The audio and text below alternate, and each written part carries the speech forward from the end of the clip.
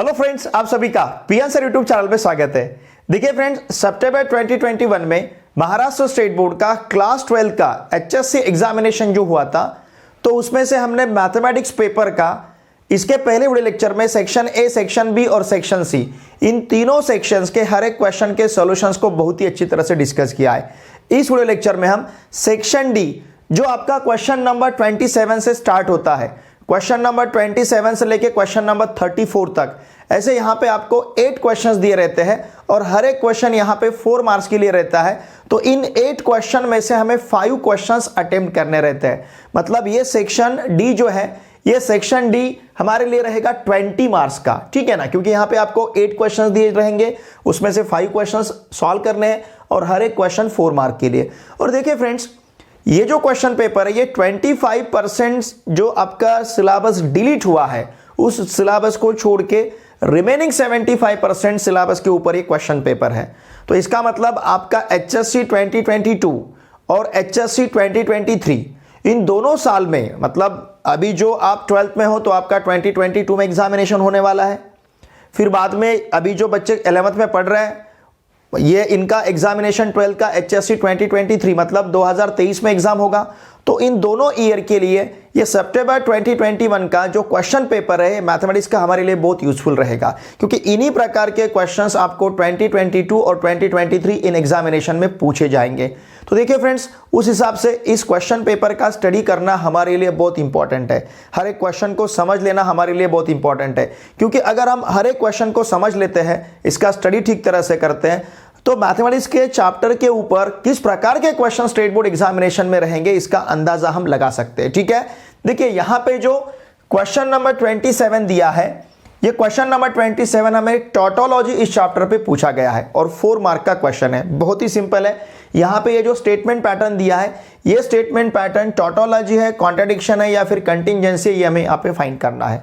और हमें पता है, देखिए फ्रेंड्स, अगर स्टेटमेंट का लास्ट कॉलम, उस स्टेटमेंट पैटर्न का जो ट्रूथ टेबल में लास्ट कॉलम रहेगा, उस लास्ट कॉलम में अगर सभी एंट्रीज टी रहते हैं तो उसे हम टोटोलॉजी कहेंगे। अगर सभी एंट्रीज हमें एफ मिलते हैं तो उसे हम कहेंगे कॉन्ट्रडिक्शन। और अगर एंट्रीज हमें मिक्स मिलते हैं, कुछ टी और कुछ एफ रहेंगे, तो उसे कहते हैं हम कंटिंजेंसी। ठीक है, तो इस स्टेटमेंट पैटर्न के लिए हमें ट्रूथ टेबल कंस्ट्रक्ट करना है। अब इस स्टेटमेंट पैटर्न में डिफरेंट सिंपल स्टेटमेंट जो है 3 है। इसका मतलब इस ट्रूथ टेबल के कॉलम में, हर एक कॉलम में 8 एंट्रीज रहेंगे, क्योंकि 3 सिंपल स्टेटमेंट्स हैं। एंट्रीज मतलब टी और एफ, जिसे हम एंट्रीज कहते हैं। ठीक है, और फिर इस ट्रूथ टेबल में कॉलम कितने रहेंगे हम पता कर सकते हैं। देखिए 3 स्टेटमेंट्स हैं और लॉजिकल कनेक्टिव्स 1 2 3 4 लॉजिकल कनेक्टिव्स है। 4 + 3 7, इसका मतलब इसके ट्रूथ टेबल में टोटल यहां पे 7 कॉलम रहेंगे। ठीक है, तो ये कॉलम किस प्रकार से रहेंगे, देखिए यहां का जो फर्स्ट कॉलम रहेगा ये पी, फिर सेकंड कॉलम लेना है हमें क्यू, फिर इसके बाद का कॉलम रहेगा, थर्ड कॉलम हमें आर का लेना है, क्योंकि 3 सिंपल स्टेटमेंट्स हैं। फिर इसके बाद जो कॉलम है ये रहेगा निगेशन पी, फिर इसके बाद का कॉलम रहेगा निगेशन पी कंडीशनल क्यू, फिर इसके बाद का कॉलम रहेगा पी एंड आर। ध्यान दीजिए, पहला कॉलम हमने पी लिया है, दूसरा कॉलम क्यू, फिर इसके बाद R, negation P conditional Q, फिर पी एंड आर, और इसके बाद में कॉलम रहेगा negation P conditional Q and P and R. ये पूरा कंप्लीट स्टेटमेंट। नाउ 1 2 3 4 5 6 7 कॉलम हमारे पास है। अब देखिए यहां पे 3 सिंपल स्टेटमेंट्स है, तो हर कॉलम में 8 एंट्रीज रहेंगे। अब पी के कॉलम में पहले 4 जो 8 एंट्रीज है, उसमें से आधे टी और आधे एफ लेने हैं, तो ये टी टी टी टी ऐसे 4 टीज रहेंगे। फिर उसके बाद में एफ एफ एफ एफ, मतलब ये 4 एफ रहेंगे। फिर इसके बाद 2t और 2f मिलेंगे हमें, फिर 2t और 2f रहेंगे। ठीक है, फिर रहेगा 1t 1f 1t 1f 1t 1f 1t 1f, इस प्रकार से रहेगा। ठीक है, अब निगेशन p मतलब इसका निगेशन लेना है, t का निगेशन f, यहाँ पे t का निगेशन f रहेगा, इस t का निगेशन f, इस t का निगेशन f, फिर इस f का निगेशन t, f का निगेशन t, इस f का निगेशन t और इस f का निगेशन t रहेगा। फिर निगेशन p कंडीशनल q, मतलब इन 2 कॉलम में कंडीशनल, और कंडीशनल कॉम्पिटिटिव नहीं है, तो यहां से इधर नहीं जा सकते, इधर से इधर ही आना पड़ेगा। निगेशन p कंडीशनल q, ठीक है ना। तो एफ कंडीशनल टी इसका वैल्यू हमें टी मिलेगा, एफ कंडीशनल टी इसका वैल्यू टी रहेगा, एफ कंडीशनल एफ इसका वैल्यू भी टी रहेगा, एफ कंडीशनल एफ इसका वैल्यू भी हमें टी मिलेगा। नाउ टी कंडीशनल टी इसका वैल्यू टी रहेगा, टी कंडीशनल टी इसका वैल्यू टी मिलेगा, टी कंडीशनल एफ इसका वैल्यू एफ रहेगा और टी कंडीशनल एफ इसका वैल्यू यहाँ पे एफ रहेगा। ठीक है ना। तो देखिए यहां से इधर हमें आना है। ओके, अब पी एंड आर इन दो कॉलम में हमें एंड लेना है, कंजंक्शन। टी एंड टी का वैल्यू यहाँ पे टी रहेगा, टी एंड एफ का वैल्यू यहाँ हमें एफ मिलेगा, टी एंड टी का वैल्यू यहाँ पे टी रहेगा, टी एंड एफ का वैल्यू हमें एफ मिलेगा। ठीक है, एफ एंड टी का वैल्यू यहाँ पे एफ है, एफ एंड एफ का वैल्यू एफ रहेगा, फिर एफ एंड टी का वैल्यू यहाँ पे एफ मिलेगा और एफ एंड एफ का वैल्यू यहाँ पे एफ रहेगा। अब इन दोनों में हमें लेना है, इन दो कॉलम में हमें लेना है कंजंक्शन, मतलब एंड। ठीक है, टी एंड टी का वैल्यू टी, फिर टी एंड एफ का value F, T and T का value T, T and F का वैल्यू यहाँ पे एफ रहेगा, फिर टी एंड एफ का वैल्यू ये एफ रहेगा, टी एंड एफ का वैल्यू भी यहाँ पे एफ रहेगा, एफ एंड एफ का वैल्यू हमें एफ मिलेगा, फिर से एफ एंड एफ का वैल्यू यहाँ पे एफ रहेगा। तो देखिए फ्रेंड्स, ये जो लास्ट कॉलम है, इस लास्ट कॉलम में सभी टी नहीं है तो ये टोटोलॉजी नहीं होगा, सभी एफ नहीं है तो कॉन्ट्राडिक्शन नहीं होगा, ये मिक्स है टी और एफ, तो इस वजह से इसे हम कहेंगे कंटिंजेंसी। ओके, हम देखिए क्या लिखेंगे, ऑल द एंट्रीज, देखिए आपको लास्ट में लिखना है टेबल के नीचे, all the entries in the last column. ये जो लास्ट कॉलम है यहां पे सभी entries are neither T nor F, neither T nor F, सभी एंट्रीज ना तो टी है ना एफ है, इसलिए therefore the given statement pattern, यहां पे जो हमें स्टेटमेंट पैटर्न दिया है, now the given statement pattern is a tautology. ये जो स्टेटमेंट पैटर्न है ये यहां पे क्या रहेगा, ये रहेगा यहां पे टोटोलॉजी। ठीक है, अब ये 4 मार्क का क्वेश्चन है। देखिए 4 मार्क का क्वेश्चन मतलब बहुत ज़्यादा मार्क्स है वैसे देखा जाए तो इस इतने छोटे सॉल्यूशन के लिए। ठीक है ना, यही अगर आप फिजिक्स केमिस्ट्री बायोलॉजी में देखते हो 4 मार्क्स के लिए तो बहुत ज़्यादा लिखना पड़ता है आपको। तो देखिए फ्रेंड्स, मैथमेटिक्स हमारा सब्जेक्ट बहुत ईजी है और बहुत कम समय में हम इसे अटेम्प्ट भी कर सकते हैं। ठीक है, अब यहाँ पे जो हमारे 4 मार्क्स रहेगा उसका डिस्ट्रीब्यूशन मैं आपको बोलता हूँ क्या क्या रहेगा। ये जो कॉलम है इस कॉलम को 1 मार्क दिया जाएगा, फिर इस कॉलम को 1 मार्क है और फिर इस कॉलम को 1 मार्क है, मतलब इन 3 कॉलम्स को यहाँ पे हमें 1 मार्क दिया जाएगा। और ये जो आंसर हमने, सॉरी इज टोटोलॉजी नहीं, मैंने गलत लिख लिया, इज अ कंटिंजेंसी। ठीक है ना, बोलते बोलते समय गलत होगा, is a contingency not tautology. ये क्या रहेगा, कंटिंजेंसी। वाई, बिकॉज सभी एंट्रीज टी नहीं है, सभी एंट्रीज एफ नहीं है, तो ये स्टेटमेंट पैटर्न होगा कंटिंजेंसी। मेरे दिमाग में कंटिंजेंसी था, लिखते समय मैंने टोटोलॉजी लिख लिया। ठीक है, तो ये जो है देखिए, ये जो स्टेटमेंट हमने इतना पूरा लिखा है इसके लिए यहाँ पे 1 मार्क रहेगा। ठीक है ना, तो देखिए इस प्रकार से अगर सभी एंट्रीज टी रहते हैं तो हम इसे टोटोलॉजी कहते हैं, सभी एंट्रीज एफ रहते हैं तो हम इसे क्या कहेंगे, कॉन्ट्राडिक्शन। लेकिन यहाँ पे एंट्रीज टी और एंट्रीज एफ ऐसे मिक्स एंट्रीज है, टी और एफ दोनों प्रकार के एंट्रीज है, इसलिए ये होगा कंटिंजेंसी। ठीक है, तो ये जो 4 मार्क का डिस्ट्रीब्यूशन है देखिए फ्रेंड्स, इस कॉलम के लिए 1 मार्क, इस कॉलम के लिए 1 मार्क, इस कॉलम के लिए 1 मार्क और इस स्टेटमेंट के लिए यहां पे रहेगा 1 मार्क्स। ऐसा 4 मार्क्स का ये डिस्ट्रीब्यूशन रहेगा। ओके, इसका स्क्रीनशॉट लीजिए। क्वेश्चन नंबर 28, ये हमें मैट्रिक्स चैप्टर पे पूछा गया है। लुक हियर, 4 मार्क्स का क्वेश्चन है, वर्ड प्रॉब्लम है। इसे हमें जो यहाँ पे कंडीशंस दिए प्रॉब्लम में, उन कंडीशंस को यूज करके हमें लीनियर इक्वेशन में इन्हें ट्रांसफॉर्म करना है, मतलब लीनियर इक्वेशन वहाँ पे फॉर्म करने हैं और फिर उन लीनियर इक्वेशन को सॉल्व करना है। और ये प्रॉब्लम सॉल्व करने के लिए हमें यूज करना है यहाँ पे मैट्रिक्स इन्वर्जन मेथड। ठीक है, वैसे तो इन इक्वेशंस को सॉल्व करने के लिए हमारे पास 2 मेथड्स है, एक मैट्रिक्स मेथड मतलब इन्वर्जन मेथड और दूसरा रिडक्शन मेथड। लेकिन ये 25% सिलेबस जो डिलीट हुआ है इसमें इन्वर्जन मेथड ही बाकी है, रिडक्शन मेथड इस साल के लिए डिलीट किया गया है। तो आपके 2022 एग्जामिनेशन के लिए और 2023 एग्जामिनेशन के लिए, इन दोनों में एग्जामिनेशन के लिए 25% सिलेबस डिलीटेड है, तो आपको रिडक्शन मेथड 2022 और 2023 दोनों भी एग्जामिनेशन में पूछा नहीं जाएगा। ठीक है, नाउ लुक हियर, यहां पे वर्ड प्रॉब्लम में क्या दिया है, the cost of 4 pencil 3 pens and 2 erasers is ₹60। ठीक है, 3 आइटम्स यहां पे है, पेंसिल, पेन और इरेजर। ठीक है, और हमें यहां पे फाइंड करना है, find the cost of each item. Each item का कॉस्ट हमें यहां पे फाइंड करना है, हर एक आइटम का। तो मैं कंसीडर करता हूं, suppose let rupees x, rupees Y, rupees Z. मैं जेड इस प्रकार से लिखता हूं कंफ्यूजन ना होने के लिए।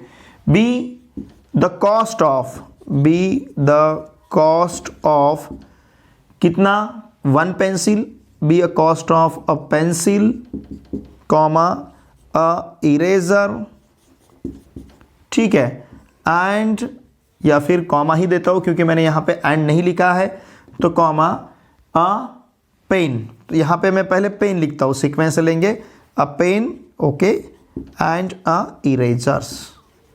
आपको क्वेश्चन ठीक तरह से पूरा पढ़ के लेना है, ठीक है ना। नाउ रिस्पेक्टिवली लुक हियर, यहां पे पेंसिल है, फिर पेन्स है, फिर इरेजर्स है, तो इसकी वजह से यक्स हमने अब पेंसिल का 1 पेंसिल का, वाई हमने 1 पेन का, और जेड हमने 1 इरेजर का कॉस्ट यहां पे कंसिडर किया है। Therefore from given conditions, from the given conditions या फ्रॉम गिवन कंडीशंस, यहाँ पे जो हमें कंडीशंस प्रॉब्लम में दिए हैं उन कंडीशंस को हम यूज करेंगे।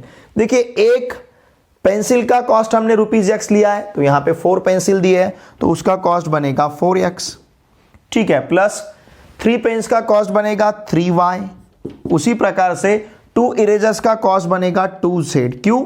बिकॉज 1 इरेजर का कॉस्ट z है, तो 2 इरेजर का 2z, 1 पेन का कॉस्ट y है, तो 3 पेन्स का 3y, और इन सभी का कॉस्ट जो है 4 पेंसिल, 3 पेन्स और 2 इरेजर्स, इन सभी का मिला के कॉस्ट हमें दिया है 60। तो ये हमारे पास पहला इक्वेशन रहेगा 4x plus 3y plus 2z equal to 60, ठीक है। फिर इसके बाद चलिए हम यहाँ पे चाहे तो इसे फर्स्ट कहेंगे। फिर इसके बाद जो सेकंड कंडीशन हमें दिया है, द कॉस्ट ऑफ 2 पेंसिल्स मतलब 2x, एक पेंसिल का कॉस्ट रुपीज x है, तो 2 पेंसिल का 2x, 4 पेन्स तो यहाँ पे रहेगा 4y, फिर 6 इरेजर्स तो यहाँ पे रहेगा 6z equals to total cost है 90। देखिए फ्रेंड्स, यहाँ पे हर एक टर्म को हम 2 से डिवाइड कर सकते हैं, तो थोड़ा सा सिंप्लीफाई करेंगे तो आगे सॉल्यूशन के लिए इजी रहेगा। तो मैं 2 से दोनों साइड को डिवाइड करता हूँ, ये रहेगा x plus 2y plus 3z equals to 45, और इसे कहेंगे हम सेकंड, ठीक है। फिर इसके बाद जो तीसरा कंडीशन हमें दिया है, where as the cost of 6 pencils मतलब 6x प्लस 2 पेन्स मतलब 2y प्लस 3 इरेजर्स मतलब 3z, ठीक है ना। इन सभी का कॉस्ट यहां पे कितना है, ₹70 है। तो ये रहेगा यहां का हमारा थर्ड इक्वेशन या फिर थर्ड कंडीशन। अब इन सभी को यहां पे हम कंसीडर करते हैं, ओके। नाउ द इक्वेशंस, मैं यहां पे लिखता हूं द इक्वेशंस, एक बार इसका मैट्रिक्स फॉर्म लिख लेते हैं। The equations can be return in matrix form, in equation को हम मैट्रिक्स फॉर्म में लिख सकते हैं, इज एज फॉलो। इसका मैट्रिक्स फॉर्म देखिए क्या रहेगा। ये जो फर्स्ट मैट्रिक्स रहेगा एक्स वाई जेड के कोएफिशिएंट्स, तो ये रहेगा 4 3 2 4 3 2 फर्स्ट रो। सेकंड रो रहेगा 1 2 3 1 2 3, फिर थर्ड रो रहेगा 6 2 3 6 2 3। तो हमने क्या किया, ये एक्स वाई जेड के कोएफिशिएंट का कॉलम लिया है। फिर यहाँ पे कॉलम मैट्रिक्स रहेगा x y z. Now this is equals to, ये बनेगा 60 45 70, कांस्टेंट जो है इसका कॉलम मैट्रिक्स 60 45 और 70, 60 45 और 70, ठीक है। देखिए फ्रेंड्स, तो इस प्रकार से ये रहेगा, ठीक है। अब ये जो हमने लिखा है ये क्या क्या है यहाँ पे, वेयर इसे कहेंगे हम ए। इस मैट्रिक्स को क्या है, मैट्रिक्स 4 3 2 1 2 3 6 2 3, इसे कहा है हमने ए। फिर यहाँ का जो x है ये रहेगा x y z, ठीक है। और यहाँ का जो मैट्रिक्स b है ये रहेगा हमारे पास 60 45 70, ये रहेगा मैट्रिक्स b। तो इस प्रकार से हमने मैट्रिक्स ए, मैट्रिक्स x और मैट्रिक्स b को लिया है। नाउ इसे लिख सकते हैं हम ax इक्वल्स टू b, ठीक है ना। अब एक बार देखिए, यहां पे इस मैट्रिक्स ए का हम डिटर्मिनेंट भी फाइंड कर लेते हैं। डिटर्मिनेंट ऑफ ए मतलब डिटर्मिनेंट ऑफ 4 3 2 1 2 3 6 2 3, इसका हमें डिटर्मिनेंट फाइंड करना है। देखिए क्या रहेगा, मैं चाहे तो इसे नीचे लिखता हूं, determinant of A equal to हमारे पास क्या रहेगा, 4 into inside the bracket 2 into 3 6 minus 2 into 3 6, फिर -3 इंटू इसके रो और कॉलम से एलिमेंट छोड़ देने हैं, 1 इंटू 3 3, 6 इंटू 3 18। फिर थर्ड एलिमेंट लेते समय साइन चेंज नहीं करना है, +2 लेना है, इसके रो और कॉलम से एलिमेंट छोड़ देना है, 2 - 12, ये रहेगा 2 - 12 इस प्रकार से, ठीक है ना। हम डिटर्मिनेंट ले रहे हैं इसका। Now determinant of A equals to 4 into 0 -3 into -15 plus 2 into -10। इसका मतलब determinant of A equals to 4 into 0 0 -3 into -15 plus 45, ठीक है, 2 इंटू -10 -20, तो इसका मतलब ये रहेगा यहाँ पे 25। इसका आंसर 25 मिल रहा है, मतलब determinant of A is not equal to 0। Therefore हम क्या कहेंगे, A inverse exist because it is non singular matrix. अगर ये नॉन सिंगुलर मैट्रिक्स है तो इसका इनवर्स एग्जिस्ट होता है। देखिए फ्रेंड्स, यहां तक जो हमने लिखा है, ठीक है ना, ये जो मैट्रिक्स फॉर्म हमने लिखा है इसको दिया जाएगा हमें 1 मार्क। 4 मार्क का सोल्यूशन है तो इसे 1 मार्क रहेगा। अब इसका इनवर्स एग्जिस्ट होता है तो यहां पे प्री मल्टीप्लाइंग, ये जो ax इक्वल टू बी हमारे पास है, प्री मल्टीप्लाइंग बोथ साइड्स, हम यहां पे लिखते हैं pre multiplying both sides by A inverse, दोनों साइड को ए इनवर्स से मल्टीप्लाई करेंगे तो ये रहेगा A inverse into A into x equals to A inverse B. हमने क्यों मल्टीप्लाई किया, बिकॉज ए इनवर्स एग्जिस्ट हो रहा है। अब A inverse A into x मतलब आई रहेगा, ठीक है ना। Therefore I into x equals to A inverse B रहेगा। इसका मतलब एक्स इक्वल्स टू रहेगा ए इनवर्स बी, ठीक है। तो अब हमारा काम रहेगा ए इनवर्स को फाइंड करना, ठीक है। ये जो स्टेप है यहां तक के पोर्शन को दिया जाएगा 1 मार्क। तो देखिए 4 मार्क का जो डिस्ट्रीब्यूशन है ये मैं आपको बता रहा हूं, 1 1, तो हमारे पास रहेंगे यहाँ पे 2 मार्क्स, ठीक है। अब बचे हैं 2 मार्क्स। अब किसे किसे मार्क्स दिए जाएंगे, इसका इनवर्स हमें फाइंड करना है, उस इनवर्स के लिए 1 मार्क रहेगा। अब इनवर्स फाइंड करने के लिए एक छोटा सा मैं आपको यहाँ पे एडजॉइंट, जैसे हम वी विल फाइंड, मैं लिखता हूं we will find A inverse, we will find A inverse by adjoint method. हम यहाँ पे यूज करेंगे एडजॉइंट मेथड इनवर्स फाइंड करने के लिए, ठीक है। और इनवर्स फाइंड करने के लिए जो एडजॉइंट मेथड है, तो एडजॉइंट के लिए मैं आपको, मतलब एडजॉइंट ऑफ ए फाइंड करना है तो उसके लिए मैं आपको शॉर्टकट ट्रिक बता रहा हूँ और ये यहाँ पे आप अप्लाई कर सकते हो, ठीक है ना। मैंने बोर्ड ऑफ स्टडीज मेंबर के साथ भी कांटेक्ट किया है, उनको भी पूछा है, और मैं खुद बोर्ड में मॉडरेटर हूँ।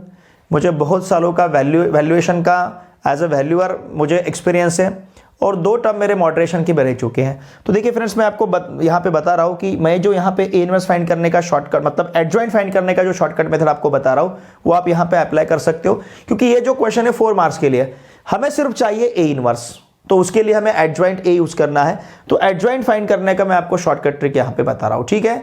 तो देखिए किस प्रकार से हम यहाँ पे एडजॉइंट फाइंड करेंगे।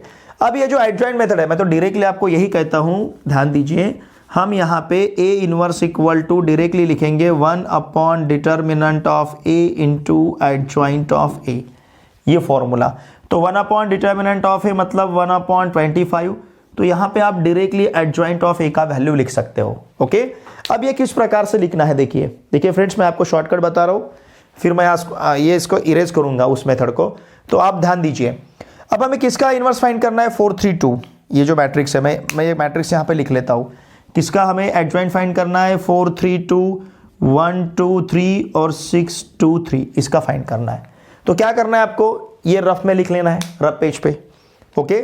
फिर ये जो पहला रो है इसे यहाँ पे रिपीट करना है 4 3 2, सेकंड रो को भी रिपीट करना है 1 2 3। मैंने फर्स्ट रो को यहाँ पे रिपीट लिखा, सेकंड रो को भी यहाँ पे रिपीट लिखा है, फिर फर्स्ट कॉलम इधर के साइड में रिपीट करना है, ठीक है ना। यहाँ पे लिखता हूँ मैं फर्स्ट कॉलम, ये जो फर्स्ट कॉलम है 4 1 6 4 1, इसको मैंने रिपीट किया। फिर इसके बाद सेकंड कॉलम को रिपीट करूंगा 3 2 2 3 2, ठीक है ना। सेकंड कॉलम को हमने रिपीट किया। अब हमें क्या करना है, इस पोर्शन को स्किप कर देना है, इस फर्स्ट कॉलम को और इस फर्स्ट रो को स्किप कर देना है, ठीक है। मैं आपको एडजॉइंट फाइंड करने का, ये एडजॉइंट ऑफ ए फाइंड करने का शॉर्टकट मेथड आपको बता रहा हूँ, ओके। अब देखिए यहाँ पे जो एडजॉइंट ऑफ ए हमें फाइंड करना है बहुत ही सिंपल है, इन दोनों के प्रोडक्ट से इन दोनों का प्रोडक्ट माइनस करना है, ये होगा 0। फिर इन दोनों, जैसे हमें खड़ा मतलब वर्टिकल कैलकुलेशन लेना है और लिखते समय हॉरिजॉन्टल लिखना है। अब ये 2 इंटू 2 4, 3 इंटू 3 9, 4 -9, ये यहाँ पे हमें मिलेगा -5, ठीक है ना, मैं खड़ा ले रहा हूँ, वर्टिकल ले रहा हूँ और हॉरिजॉन्टल लिख रहा हूँ। इन दोनों का प्रोडक्ट 3 into 3 9, इन दोनों का product 2 into 4 9 minus 4 it will B -5, इस प्रकार से रहेगा। फिर इन दोनों के प्रोडक्ट से इन दोनों का प्रोडक्ट माइनस करना है, 18 - 3 तो यहां पे रहेगा 15। फिर इन दोनों के प्रोडक्ट से इन दोनों का प्रोडक्ट माइनस करना है, 3 into 4 12, 2 into 6 12, 12 - 12 0। फिर इन दोनों के प्रोडक्ट से इन दोनों का प्रोडक्ट माइनस करना है, 2 - 12, 2 - 12 मतलब ये रहेगा -10, ठीक है ना। इन दोनों का प्रोडक्ट 2, इन दोनों का प्रोडक्ट 12, 2 - 12 -10। देखिए हमें लेना है कैलकुलेशन वर्टिकल, लिखना है हॉरिजॉन्टल। फिर इन दोनों के प्रोडक्ट से इन दोनों का प्रोडक्ट माइनस करना है, 1 into 2 2, 6 into 2 12, 2 - 12 it will B -10। फिर इन दोनों के प्रोडक्ट से इन दोनों का प्रोडक्ट माइनस करना है, 6 into 3 18, 4 into 2 8, 18 - 8, 18 - 8 मतलब यहां पे रहेगा 10, ओके। फिर इन दोनों के प्रोडक्ट से इन दोनों का प्रोडक्ट माइनस करना है, 4 into 2 8, 8 - 3, 8 - 3 मतलब 5।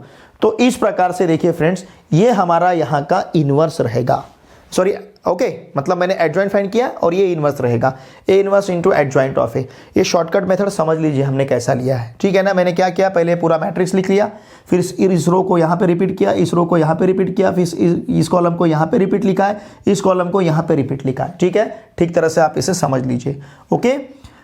और अब हमारे पास ए इनवर्स है।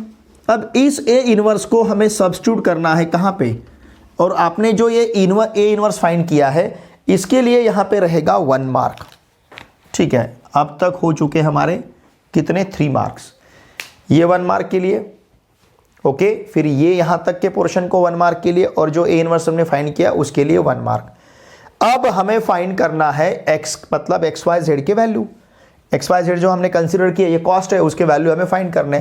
तो ये वैल्यूज हम रख देते हैं इसमें। Now x equals to A inverse B में हमें रखना है इसे, x equals to A inverse का वैल्यू 1/25, ये डिटरमिनेंट ऑफ ए का वैल्यू 25 था, इनटू ये हमारे पास है 0 - 5 - 5 15 0 -10 -10 10 5, ठीक है। और यहाँ पे किसका वैल्यू, बी का वैल्यू हमें सब्स्टिट्यूट करना है। व्हाट इज बी, बी हमारे पास है 60 60 45 और 70। नाउ देयरफॉर ये मैट्रिक्स एक्स जो है ये है एक्स वाई जेड, इस प्रकार से, ठीक है। Now this is equals to 1/25 into, देखिए प्रोडक्ट लीजिए, 0 से 60 को मल्टीप्लाई किया 0 मिलेगा, -5 से 45 को मल्टीप्लाई करते हैं तो -5 से अगर 45 को मल्टीप्लाई करेंगे, देखिए 45 से 5 5 मैं यहाँ पे लिखता हूँ। वैसे 45 को 5 से मल्टीप्लाई करना है तो 40 को 5 से मल्टीप्लाई करते हैं, 40 को 5 से मल्टीप्लाई किया तो 200, ऊपर के 5 से 5 को मल्टीप्लाई करते हैं 25, तो ये रहेगा -225। इससे इसको मल्टीप्लाई किया।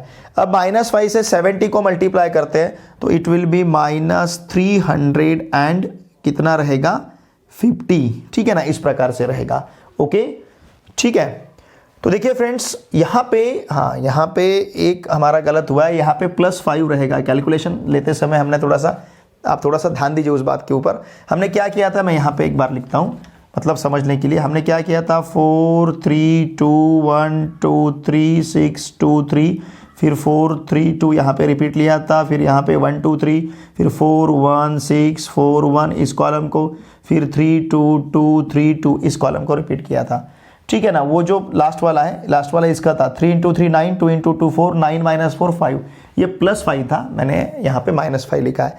तो इसका कैलकुलेशन मैंने अभी आपको बताया, देखिए इसका जो कैलकुलेशन है ये रहेगा -200 -225 + 350, इन दोनों का प्रोडक्ट -225, इन दोनों का प्रोडक्ट +350, -225 + 350।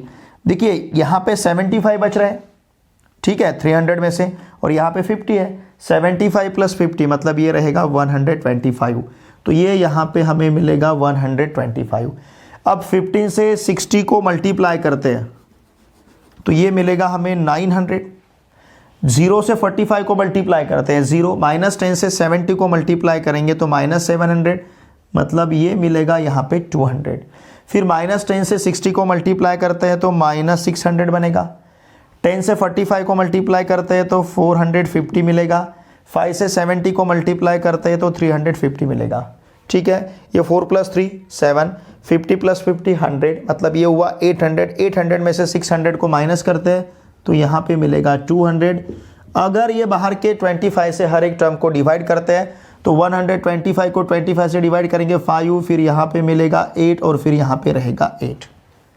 ओके, इसका मतलब मैं यहाँ पे लिखता हूँ बाय इक्वालिटी ऑफ मैट्रिसेस। आप चाहे तो यहाँ पे लिख सकते हो बाय इक्वालिटी ऑफ मैट्रिसेस। देखिए वैल्यू क्या क्या रहेंगे, x का वैल्यू 5, ओके, फिर y का वैल्यू है 8, अब मेरे पास जगह नहीं है फ्रेंड ज़्यादा, और फिर y का वैल्यू 8। तो इस प्रकार से इसका सोल्यूशन रहेगा। ठीक है ना, 5 8 8। लेकिन हमें एक्स वाई जेड के वैल्यू फाइंड करने थे क्या? नहीं, हमें एक्स वाई जेड के वैल्यू नहीं फाइंड करने थे। देखिए ध्यान दीजिए, हमें फाइंड करने थे कॉस्ट, उसके लिए हमने एक्स वाई जेड के वैल्यू फाइंड किए। इसका मतलब एक्स वाई जेड ये हमारा लास्ट आंसर नहीं है, हमें लिखना है देयरफॉर। मैं यहाँ पे लिखता हूँ, दिखेगा आपको, थोड़ा सा इसको आप समझ लीजिए, जगह मेरे पास कम है, मैं थोड़ा सा इधर का पोर्शन यहाँ पे लेता हूँ। Now by equality of matrices हमने x = 5, y = 8 और ये z = 8 लिया है। ठीक है ना, therefore the cost of a, पहले हमने क्या लिया था, pencil. The cost of a pencil is कितना रहेगा, ₹5। A pen is ₹8 and a pencil, उसके बाद में नहीं, उसके बाद में इरेजर था, एंड अ इरेजर, और ये जो इरेजर है इसका वैल्यू रहेगा ₹8। ठीक है, 1 पेंसिल का वैल्यू ₹5 मिलेगा। उसके बाद में 1 पेन का वैल्यू, 1 पेन जो है अ पेन, इसका ₹8 रहेगा, और फिर 1 इरेजर, इसका वैल्यू यहाँ पे हमें ₹8 मिलेगा। तो इस प्रकार से ₹5, ₹8 और ₹8 इसके यहाँ पे आंसर रहेंगे। और देखिए जो लास्ट वाला आंसर आप लिख रहे हो, दिख रहे हैं ना आपको, ये जो लास्ट आंसर आप लिख रहे हो इसके लिए आपको दिया जाएगा 1 मार्क। तो इस प्रकार से 4 मार्क का ये डिस्ट्रीब्यूशन रहेगा। सोल्यूशन थोड़ा सा लेंदी है लेकिन ईजी है। अब कैलकुलेशन करते समय बहुत ध्यान रखना है। देखिए मैंने आपको यहाँ पे गलती से -5 की जगह +5 की जगह -5 लिखा था, तो पूरा ध्यान देके हमें इसका आंसर यहाँ पे लिखना है। ठीक है, जो मेथड मैंने आपको शॉर्टकट बताया है उसका एडजॉइंट फाइंड करने के लिए, वो मेथड आप यूज़ कर सकते हो। ये मेथड एप्लीकेबल है क्योंकि यहाँ पे सिर्फ हमें ए इनवर्स लिखना है। आप उस इनवर्स को किस प्रकार से फाइंड करते हैं ये बात मायने नहीं रखती है। हमें यहाँ पे सिर्फ ए इनवर्स फाइंड करना है, इतना आपको ध्यान में लेना है। तो इसके लिए मैंने जो आपको एडजॉइंट फाइंड करने के लिए शॉर्टकट मेथड बताया था, वही शॉर्टकट मेथड आपको यूज़ करना है। ठीक है, अब इसका स्क्रीनशॉट लीजिए। क्वेश्चन नंबर 29 ट्रिग्नोमेट्रिक फंक्शन इस चैप्टर पे पूछा गया है और थ्योरेटिकल क्वेश्चन है 4 मार्क्स के लिए। ठीक है, look here, in triangle ABC with usual notations prove that a/sin a = b/sin b = c/sin c = 2r, where r is the circum radius of triangle ABC। Circum radius मतलब जो circum circle है उसका radius, जो circle triangle के तीनों vertexes से पास होता है उसे कहते हैं हम सर्कम सर्कल, और सर्कम सर्कल का जो रेडियस है उसे कहते हैं हम सर्कम रेडियस। ठीक है, फिलहाल पहले हम क्या करेंगे, पहले हम a/sin a = b/sin b = c/sin c को प्रूव करेंगे। फिर उसके बाद में नेक्स्ट पार्ट में हम a/sin a = b/sin b = c/sin c = 2r को प्रूव करेंगे। ठीक है, देखिए यहाँ पे जो विथ यूजुअल नोटेशंस ऐसा कहा गया है, अगर सपोज हमने ट्रायंगल ABC कंसिडर किया है तो इस ट्रायंगल ABC में एंगल A का जो अपोजिट साइड रहता है BC, वो वहां पे हम कंसिडर करते हैं, ध्यान दीजिए, स्मॉल a। ठीक है ना, BC का लेंथ स्मॉल a। ये जो वर्टेक्स A है इसका जो अपोजिट साइड BC है तो BC का लेंथ स्मॉल a। फिर C वर्टेक्स C का जो अपोजिट साइड AB है उसका लेंथ स्मॉल c। फिर एंगल B का जो, या फिर वर्टेक्स B का जो अपोजिट साइड है AC, ठीक है, या फिर एंगल B का जो अपोजिट साइड है AC, उसका लेंथ हम कंसिडर करेंगे स्मॉल b। तो इस प्रकार से इसे कहा जाता है यूजुअल नोटेशंस।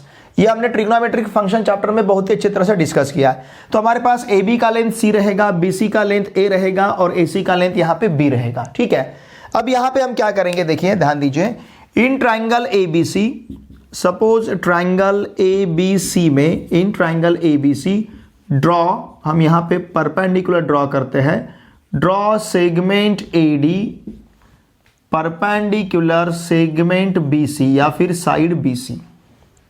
ठीक है, अब एरिया ऑफ ट्राइंगल जो है, देखिए किसी भी ट्राइंगल का एरिया का फॉर्मूला हमें पता है, half of base into height. अगर बेस पता है, हाइट पता है, तो इस AD को हम हाइट कह सकते हैं और BC को हम बेस कह सकते हैं। ठीक है, सपोज हमने एरिया ऑफ ट्राइंगल ABC अगर कंसिडर किया तो area of triangle ABC equals to रहेगा half of base into height. ये फॉर्मूला है हमारे पास। ओके, इसका मतलब area of triangle ABC equals to half of, what is base? Base is the BC, sorry, into height. Height क्या हमारे पास? AD। हाइट का वैल्यू है AD because AD is perpendicular to segment BC। Now therefore area of triangle ABC equals to half of, BC का value है, BC small a, ये जो BC है इसका लेंथ स्मॉल a है, BC इंटू AD। ठीक है, अब हमें AD का वैल्यू पता नहीं है। ठीक है, तो इस AD का वैल्यू हम फाइंड करेंगे। चलिए इसे कहते हैं हम first. Now in right angle triangle ADC, देखिए फिगर में जो राइट एंगल ट्राइंगल ADC है उसे हम कंसिडर करते हैं, राइट एंगल ट्राइंगल ADC, क्योंकि अब हमें AD का लेंथ फाइंड करना है। इस राइट एंगल ट्राइंगल ADC में अगर हमने साइन C कंसिडर किया, मतलब एंगल C का अगर हमने साइन लिया, तो साइन का हमें वैल्यू पता है, डेफिनेशन पता है, अपोजिट साइड अपॉन हाइपोटेनियस। तो यहाँ का हाइपोटेनियस है AC, या अगर ये राइट एंगल है तो ये भी राइट एंगल होगा, ये हाइपोटेनियस AC होगा और अपोजिट साइड AD है। तो साइन C इक्वल्स टू हमारे पास रहेगा AD upon AC। What is AC now? AC का वैल्यू जो है, देखिए ध्यान दीजिए, AC का वैल्यू है स्मॉल b। ये जो AC है इसका लेंथ हमने स्मॉल b लिया है। इसका मतलब देयरफॉर, मैं यहां पे लिखता हूं, देयरफॉर AD इक्वल्स टू रहेगा B साइन C। इस B को ट्रांसफर करेंगे तो AD equals to B sine C रहेगा और इसे हम सब्स्टिट्यूट करेंगे, पुट इन इक्वेशन फर्स्ट। इस वैल्यू को अगर हम इक्वेशन फर्स्ट में सब्स्टिट्यूट करते हैं तो देखिए इक्वेशन फर्स्ट हमें क्या मिलेगा? Area of triangle ABC equals to half of base into height. Okay, base तो यहाँ पे half of A into AD। AD का वैल्यू सिर्फ सब्स्टिट्यूट करना है, AD का वैल्यू B साइन C है, तो ये मिलेगा हमें half of AB sine C। Area of triangle ABC half of AB sine C। इस प्रकार से हमें एरिया ऑफ ट्राइंगल ABC मिला है। ठीक है, अब देखिए फ्रेंड्स, सिमिलरली जैसे हमने AD परपेंडिकुलर ड्रॉ किया है BC को, उसी प्रकार से हम C परपेंडिकुलर ड्रॉ, C से AB को परपेंडिकुलर ड्रॉ कर सकते हैं, B से AC को परपेंडिकुलर ड्रॉ कर सकते हैं। और सिमिलरली हम एरिया ऑफ ट्राइंगल ABC यहां पे कंसीडर करते हैं। Similarly area of triangle ABC हम क्या क्या ले सकते हैं? देखिए एरिया ऑफ, जैसे मैंने यहां पे AB साइन C लिया तो हम ले सकते हैं BC साइन A। समझ रहे हैं ना आप? हम क्या ले सकते हैं? BC sine A। उसी प्रकार से area of triangle ABC equals to क्या लेते आएगा? यहां पे AB लिया, BC लिया, आप CA लेते हैं तो half of CA sine B हमें लेते आएगा। समझ रहे हैं आप? देयरफॉर देखिए यहां पे एरिया ऑफ ट्राइंगल ABC का वैल्यू है, ये एरिया ऑफ ट्राइंगल ABC का वैल्यू है, वो भी एरिया ऑफ ट्राइंगल ABC का वैल्यू है, तो एरिया तो सेम रहेगा। इसका मतलब half of AB sine C equals to half of BC sine A equals to half of CA sine B। ऐसा हम कंसीडर कर सकते हैं। हमने सभी एरिया को इक्वल लिया है, ठीक है ना। अब यहाँ पे डिवाइडिंग, इन पूरे टर्म्स को हम डिवाइड करते हैं, dividing by half of ABC। अगर हमने हाफ ऑफ ABC से डिवाइड किया तो हमें क्या मिलेगा? देखिए अगर हाफ ऑफ ABC से हम डिवाइड करते हैं तो इस टर्म को अगर हाफ ऑफ ABC से डिवाइड किया तो हाफ और AB कैंसिल होगा, तो साइन C अपॉन C मिलेगा, sine C upon C। Now this is equals to half of BC sine A को हाफ ऑफ ABC से डिवाइड किया तो sine A upon small a रहेगा, और उसी प्रकार से half of CA sine B को हाफ ऑफ ABC से डिवाइड किया तो साइन B अपॉन हमें B मिलेगा, साइन B अपॉन B। ठीक है, तो इस प्रकार से हम यहाँ तक पहुँचे हैं, sine C upon C equals to sine A upon A equals to sine B upon B। Okay, यहाँ से हमने शुरुआत की थी। ठीक है, अब ये पूरा तो एक इसमें नहीं बैठेगा, तो इतना पोर्शन का आप यहाँ पे स्क्रीनशॉट लीजिए, फिर नेक्स्ट जो रिमेनिंग पोर्शन है हम नेक्स्ट इसमें इसे प्रूव करेंगे। ठीक है, देखिए यहां तक के पोर्शन का स्क्रीनशॉट लीजिए। अब देखिए फ्रेंड्स, हम कहां तक पहुंचे हैं, sine C upon C equals to sine A upon A equals to sine B upon B. मैं इसे रब कर देता हूं, ठीक है, इस पोर्शन को अब मैं रब कर देता हूं। और यहां पे इसका अगर हम रेसिप्रोकल लेते हैं, sine C upon C equals to sine A upon A equals to sine B upon B, तो इसे हम ले सकते हैं okay, sine C upon C का reciprocal C upon sine C, sine A upon A का reciprocal A upon sine A, sine B upon B का reciprocal B upon sine B. तो इसे हम लिख सकते हैं A upon sine A equals to B upon sine B equals to C upon sine C. तो यहां तक हम पहुंचे हैं, ठीक है। अब ये पूरा पोर्शन मैं रब करता हूं। ट्राइंगल जिसे हमें सरकम सर्कल ड्रॉ करना है, उस सरकम सर्कल को भी यहां पे ड्रॉ करता हूं, ठीक है। हम A upon sine A equals to B upon sine B equals to C upon sine C यहां तक पहुंचे हैं। चलिए इसे कहते हैं हम सेकंड, ठीक है। अब हमने यहां पे सरकम सर्कल ड्रॉ किया है। सरकम सर्कल मतलब जो ट्राइंगल के तीनों वर्टिसेस से पास होगा। इस सरकम सर्कल का रेडियस हमने यहां पे लिया है आर, ठीक है। नाउ कंसीडर, हम यहां पे क्या करेंगे, ड्रॉ सरकम सर्कल। हम सरकम सर्कल ड्रॉ करते हैं ऑफ रेडियस आर, ठीक है ना। सरकम सर्कल हमने ड्रॉ किया of radius R. Now suppose AP is a diameter, AP is a diameter. हमने थ्रू ए, पॉइंट ए से पास होने वाली, फिर सेंटर से पास होने वाली डायमीटर यहां पे ड्रॉ की है। Let A, suppose AP is a diameter. अगर AP डायमीटर है तो हमें AP इक्वल्स टू मिलेगा 2r। वाई? बिकॉज सर्कल का रेडियस r है तो डायमीटर यहां पे हमें 2r मिलेगा, ठीक है। अब इन ट्राइंगल ABC, अगर सपोज हम ट्राइंगल ABC के बारे में सोचते हैं, in triangle ABC sum of all angles, triangle ABC में सभी एंगल का सम कितना रहेगा, इज 180 डिग्री। इस okay, therefore one of the angle, इस ट्राइंगल का कम से कम एक एंगल ऐसा मिलना चाहिए, one of the angle is not right angle, इसमें से एक एंगल राइट एंगल नहीं रहेगा। एंड सपोज, ठीक है ना, suppose A is not right angle, suppose यहां पे ए क्या नहीं है, राइट एंगल नहीं है, ठीक है ना। ए जो हमने यहां पे कंसिडर किया है, ए यहां का राइट एंगल नहीं है, ओके। अब देखिए फ्रेंड्स, यहां पे हमने जो AP कंसिडर किया है, अगर AP यहां पे ध्यान दीजिए, AP अगर यहां पे डायमीटर है तो इसका मतलब ट्राइंगल ACP क्या हो जाएगा, triangle ACP is right angle triangle. Now AP is a diameter, यहां पे AP क्या है, डायमीटर है। AP डायमीटर है, हमें पता है angle inscribed, okay, angle inscribed, ठीक है ना, angle inscribed in semi circle, angle inscribed in semi circle is right angle. जो एंगल सेमी सर्कल में इंस्क्राइब होता है वो राइट एंगल रहता है। अगर AP डायमीटर है तो एंगल ACP क्या होगा, राइट एंगल। और एंगल ACP अगर राइट एंगल है तो इसका मतलब therefore triangle ACP is right angled at P, at C, sorry, triangle ABC is right angle at C, okay. अब देखिए इन दो एंगल के बारे में अगर हम सोचते हैं, एंगल ABC और angle APC, this two angles are inscribe in the same arc. Angle कौन कौन सा, ABC, angle ABC and angle APC are inscribed in the same arc.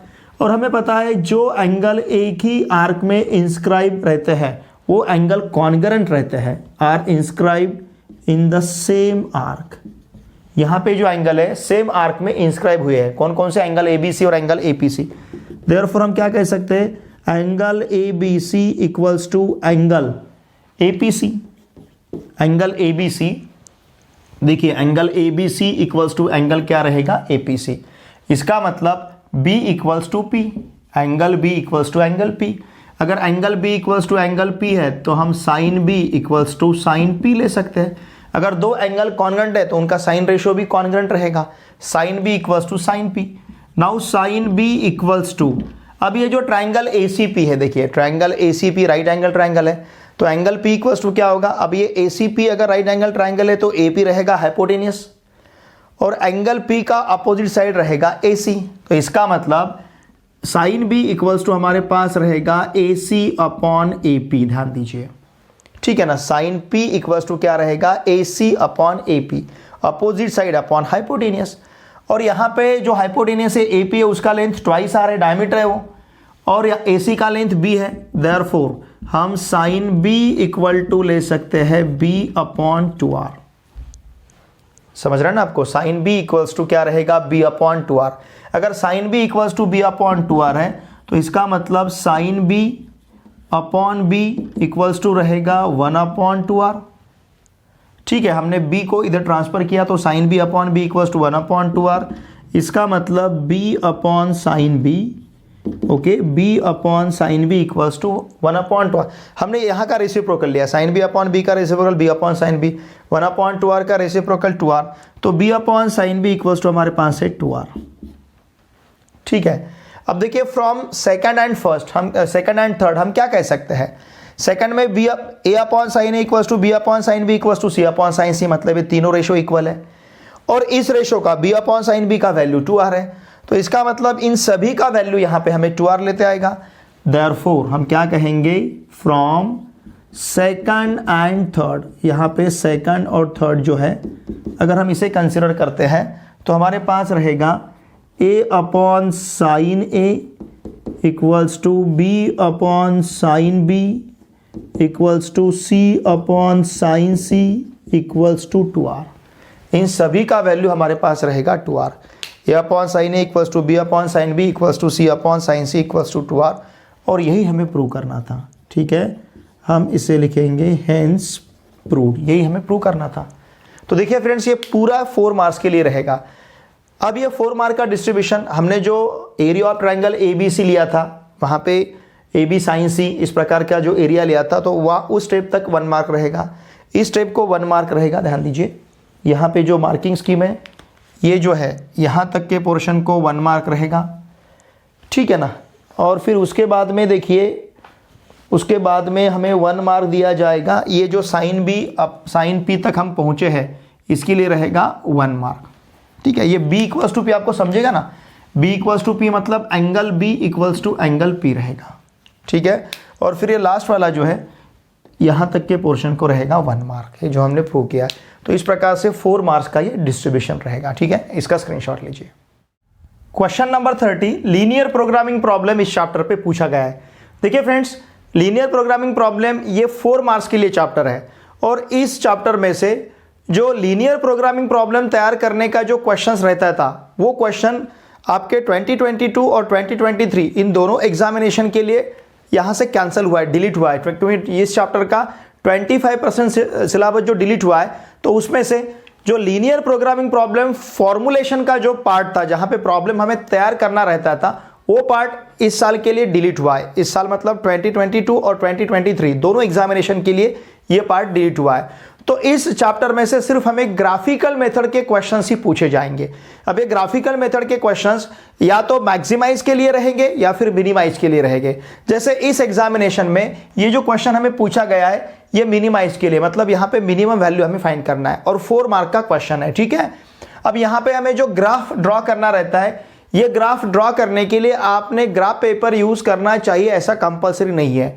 आपके आंसर पेपर के ऊपर ही आप वहां पे ग्राफ ड्रॉ कर सकते हो, क्योंकि ग्राफ का सिर्फ रफ स्केच हमें चाहिए, यहाँ पे एक्चुअल ग्राफ हमें नहीं चाहिए। तो इसलिए ग्राफ में पर मत यूज कीजिए, आपका जो आंसर पेपर का पेज है उसी के ऊपर आप ग्राफ को ड्रॉ कीजिए, सेपरेट यहाँ पे ग्राफ पेपर मत लीजिए। ठीक है, अब देखिए यहाँ पे जो हमें ऑब्जेक्टिव फंक्शन दिया है 8x + 10y, इस z का वैल्यू हमें फाइंड करना है। फिर यहाँ के जो कंस्टेंट्स है, ये 2x + y > 7, 2x + 3y > 15 और y > 2, और ये नॉन निगेटिविटी रिस्ट्रिक्शंस है। ठीक है, अब देखिए इसके लिए हम टेबल फॉर्म करेंगे, जिस टेबल में हमें लेना है लाइन।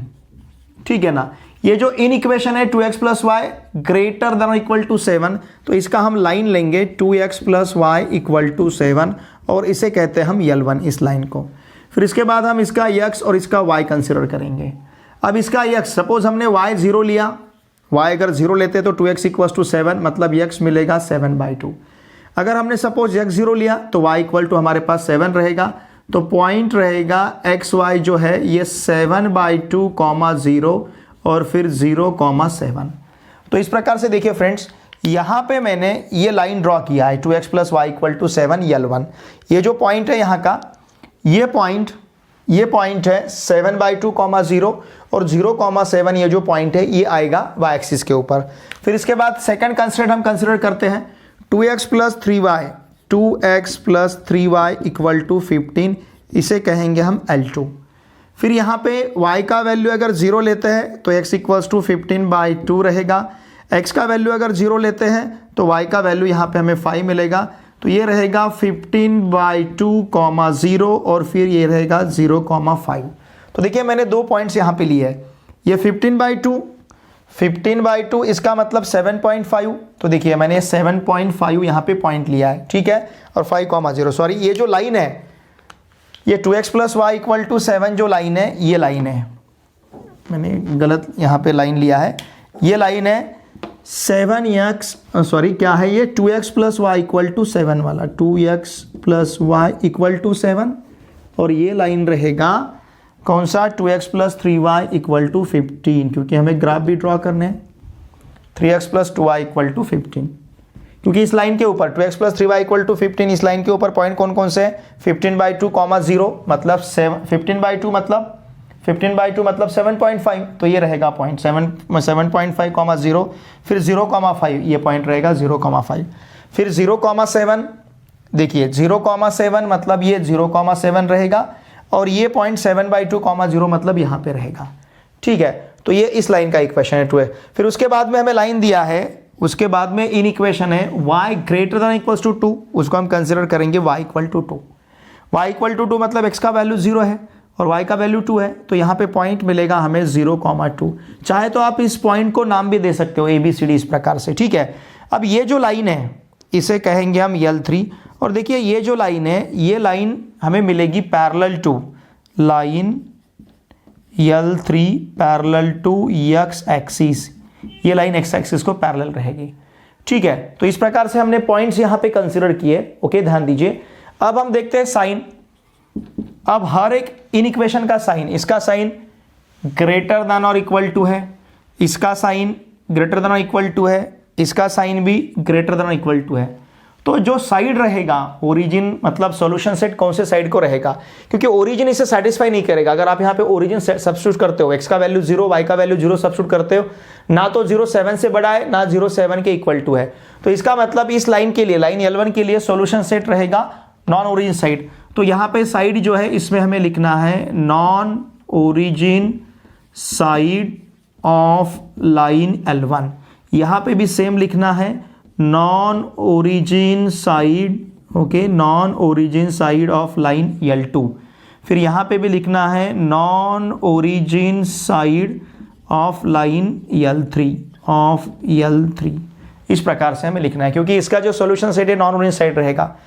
अब देखिए फ्रेंड्स, यहाँ पे मैंने ग्राफ ड्रॉ कर रखा है, ये लाइन L3 है, ये लाइन L1 है और ये लाइन L2 है। 2x plus 3y equals to 15, 2x plus 3y equals to 15 line L2 है, ये जो है ये लाइन L2 है और ये जो है ये लाइन L1 है। तो इस प्रकार से हमने तीनों भी लाइन यहाँ पे ड्रॉ की है, और हर एक लाइन के लिए solution set non origin side है, ठीक है। अब देखिए इसका जो सॉल्यूशन सेट रहेगा ये इस प्रकार से, ये नॉन ओरिजिन साइड सभी का कॉमन इस प्रकार से रहेगा। तो यहाँ पे मैं इसे सेट करता हूँ, ओके, तो ये रहेगा इसका कॉमन सॉल्यूशन सेट, ठीक है ना, इस प्रकार से रहेगा, ठीक है। अब हम क्या करेंगे, देखिए अब हम पॉइंट फाइंड करेंगे। जैसे ये जो पॉइंट है ये पॉइंट P, कौन कौन से लाइन का पॉइंट ऑफ इंटरसेक्शन है, लाइन L2 का और लाइन L3 का। देखिए ये जो लाइन L2 है और ये जो लाइन L3 ये L3 है और ये L2 है, इन दोनों का point of intersection point P है, लाइन L3 और लाइन L2 का। तो L2 लाइन L3 में y का वैल्यू 2 है, तो निश्चित रूप से यहाँ पे हमें P का जो y कोऑर्डिनेट ये भी 2 मिलेगा। ये पॉइंट ऑफ इंटरसेक्शन हमने कंसीडर किया है, ये पॉइंट P, यहाँ पे पॉइंट Q और ये पॉइंट और R तो ऑलरेडी हमारे पास है, ओके। ये पॉइंट R है 0,7, सिर्फ हमें पॉइंट P और पॉइंट Q ये फाइंड करना है। अब यहाँ पे अगर y का वैल्यू हम 2 सब्स्टिट्यूट करते हैं, देखिए किसमें 2x plus 3y equals to 15 इस इक्वेशन में, 2x plus 3y equals to 15 इस इक्वेशन में y का वैल्यू अगर हम सब्स्टिट्यूट करते हैं 2, तो ये 3 इंटू 2 6 इधर गए बाद 15 माइनस 6 मतलब 9 मिलेगा, 2x इक्वल्स टू 9 मतलब x इक्वल्स टू रहेगा 9/2, तो ये पॉइंट रहेगा 9/2, 2। अब हमें क्या करना है, देखिए ये जो पॉइंट Q है, पॉइंट Q कौन कौन से लाइन का पॉइंट ऑफ इंटरसेक्शन है, लाइन L2 और लाइन L1, इन दो लाइन का पॉइंट ऑफ इंटरसेक्शन है। तो इन दो इक्वेशन को सॉल्व करना है। आप इसे ऑब्वियस मतलब आप बाय ऑब्जर्वेशन इसे सॉल्व कर सकते हो। देखिए इस इक्वेशन में से अगर इस इक्वेशन को माइनस करते हैं तो 2x कैंसिल होगा, 3y minus y it will be 2y, 15 minus 7 8, 2y equals to 8 मतलब y इक्वल्स टू 4। तो यहाँ पे y का वैल्यू हमें 4 मिलेगा। इस y का जो वैल्यू 4 है इसे यहाँ पे सब्स्टिट्यूट कीजिए तो 2x इक्वल्स टू 3 मिलेगा। 4 अगर यहाँ पे सब्स्टिट्यूट किया तो 7 माइनस 4 3 हो जाएगा, 2x इक्वल्स टू 3 मतलब x इक्वल्स टू 3/2। तो ये जो पॉइंट Q है ये पॉइंट हमारे पास रहेगा 3/2। तो इस प्रकार से हमने ये जो टेबल ड्रॉ किया है इस टेबल के लिए 1 मार्क रहेगा। फिर हमने ये जो फिगर ड्रॉ किया है इस फिगर के लिए यहाँ पे 1 मार्क रहेगा, ठीक है ना। इस फिगर में हम ये जो शेडेड रीजन है, फिजिबल रीजन, इसे कहेंगे हम S। इसी प्रकार से आपको ये तो मिनिमाइज का प्रॉब्लम है, इसी प्रकार से आपको मैक्सिमाइज का प्रॉब्लम सॉल्व करना है। सिर्फ ये साइन आपको बताएंगे हर एक लाइन के लिए सॉल्यूशन सेट कौन से साइड में रहेगा, ओरिजिन साइड में या फिर नॉन ओरिजिन साइड में। अगर लेस देन इक्वल टू रहता है तो ओरिजिन साइड, अगर ग्रेटर देन इक्वल टू रहता है तो नॉन ओरिजिन साइड। यहाँ पे ग्रेटर देन इक्वल टू है नॉन ओरिजिन साइड, यहाँ पे भी ग्रेटर देन इक्वल टू है नॉन ओरिजिन साइड। तो इस प्रकार से ये साइन डिटरमाइन करता है उस लाइन के लिए सॉल्यूशन सेट कौन से तरफ रहेगा, ओरिजिन साइड रहेगा या फिर नॉन ओरिजिन साइड। जैसे ये लाइन है, ये लाइन के ये पार्ट में ओरिजिन है तो ये होगा ओरिजिन साइड, ये ऊपर वाला जो पार्ट है इसमें ओरिजिन नहीं है तो होगा नॉन ओरिजिन साइड। उसी प्रकार से ये लाइन L3 है, लाइन L3 के ये हिस्से में ओरिजिन दिख रहा है, हमें इसे ओरिजिन कहते हैं। तो ये पार्ट में ओरिजिन है तो इसे कहेंगे हम ओरिजिन साइड, ये पार्ट में ओरिजिन नहीं इसे कहेंगे हम नॉन ओरिजिन साइड, इसलिए हमने ऊपर उसे लिया है। फिर ये लाइन के बारे में अगर हम सोचते हैं तो देखिए ये वाला जो लाइन है ये लाइन L1 के लिए सॉल्यूशन सेट ये पार्ट में है तो ये हुआ ओरिजिन साइड और इधर का पार्ट होगा नॉन ओरिजिन साइड। तो तीनों लाइन के लिए हमें नॉन ओरिजिन साइड में यहाँ पे सॉल्यूशन मिल रहा था, तो इसलिए हमने क्या किया, तीनों का नॉन ओरिजिन साइड जो पार्ट था उसका कॉमन रीजन हमने कंसिडर किया है, उसका कॉमन रीजन यहाँ पे हमें S मिला है। और ये जो S है फिजिबल रीजन ये अनबाउंडेड टाइप का है, इसका वर्टेक्सेस कौन कौन से है, इसका वर्टेक्स P है, इसका वर्टेक्स Q है, इसका वर्टेक्स R है। तो यही वर्टेक्स है जिसे हम कॉर्नर पॉइंट्स कहते हैं। ये कॉर्नर पॉइंट हमें Z का वैल्यू देगा जो मिनिमम रहेगा। अब ये 3 वैल्यू हमें यहाँ पे प्रोवाइड करेंगे, अगर ये तीनों पॉइंट हम यहाँ पे सब्स्टिट्यूट करते हो हमें 3 वैल्यू मिलेंगे, उसमें से मिनिमम वैल्यू हमें कंसिडर करना है। तो यहाँ तक का जो पोर्शन है देखिए फ्रेंड, इसके लिए आपको 1 मार्क दिया जाएगा। और मैं यहाँ पे स्केल लिखता हूँ, scale on both axes, scale on both axes. अब ये रफ है तो स्केल नहीं लिखा तो भी चलेगा, लेकिन लिखते हैं हम scale on both axes 1 centimetre equals to हमने लिया है 1 यूनिट, ठीक है। अब इस पार्ट को मुझे रब करना पड़ेगा क्योंकि यहाँ पे और एक टेबल लेना है मिनिमम वैल्यू फाइंड करने के लिए। यहाँ तक के पोर्शन का आप स्क्रीनशॉट लीजिए। देखिए अब इसके बाद हमें क्या लिखना है, now the common feasible region, the common solution, ऐसा भी हम लिख सकते हैं, ओके।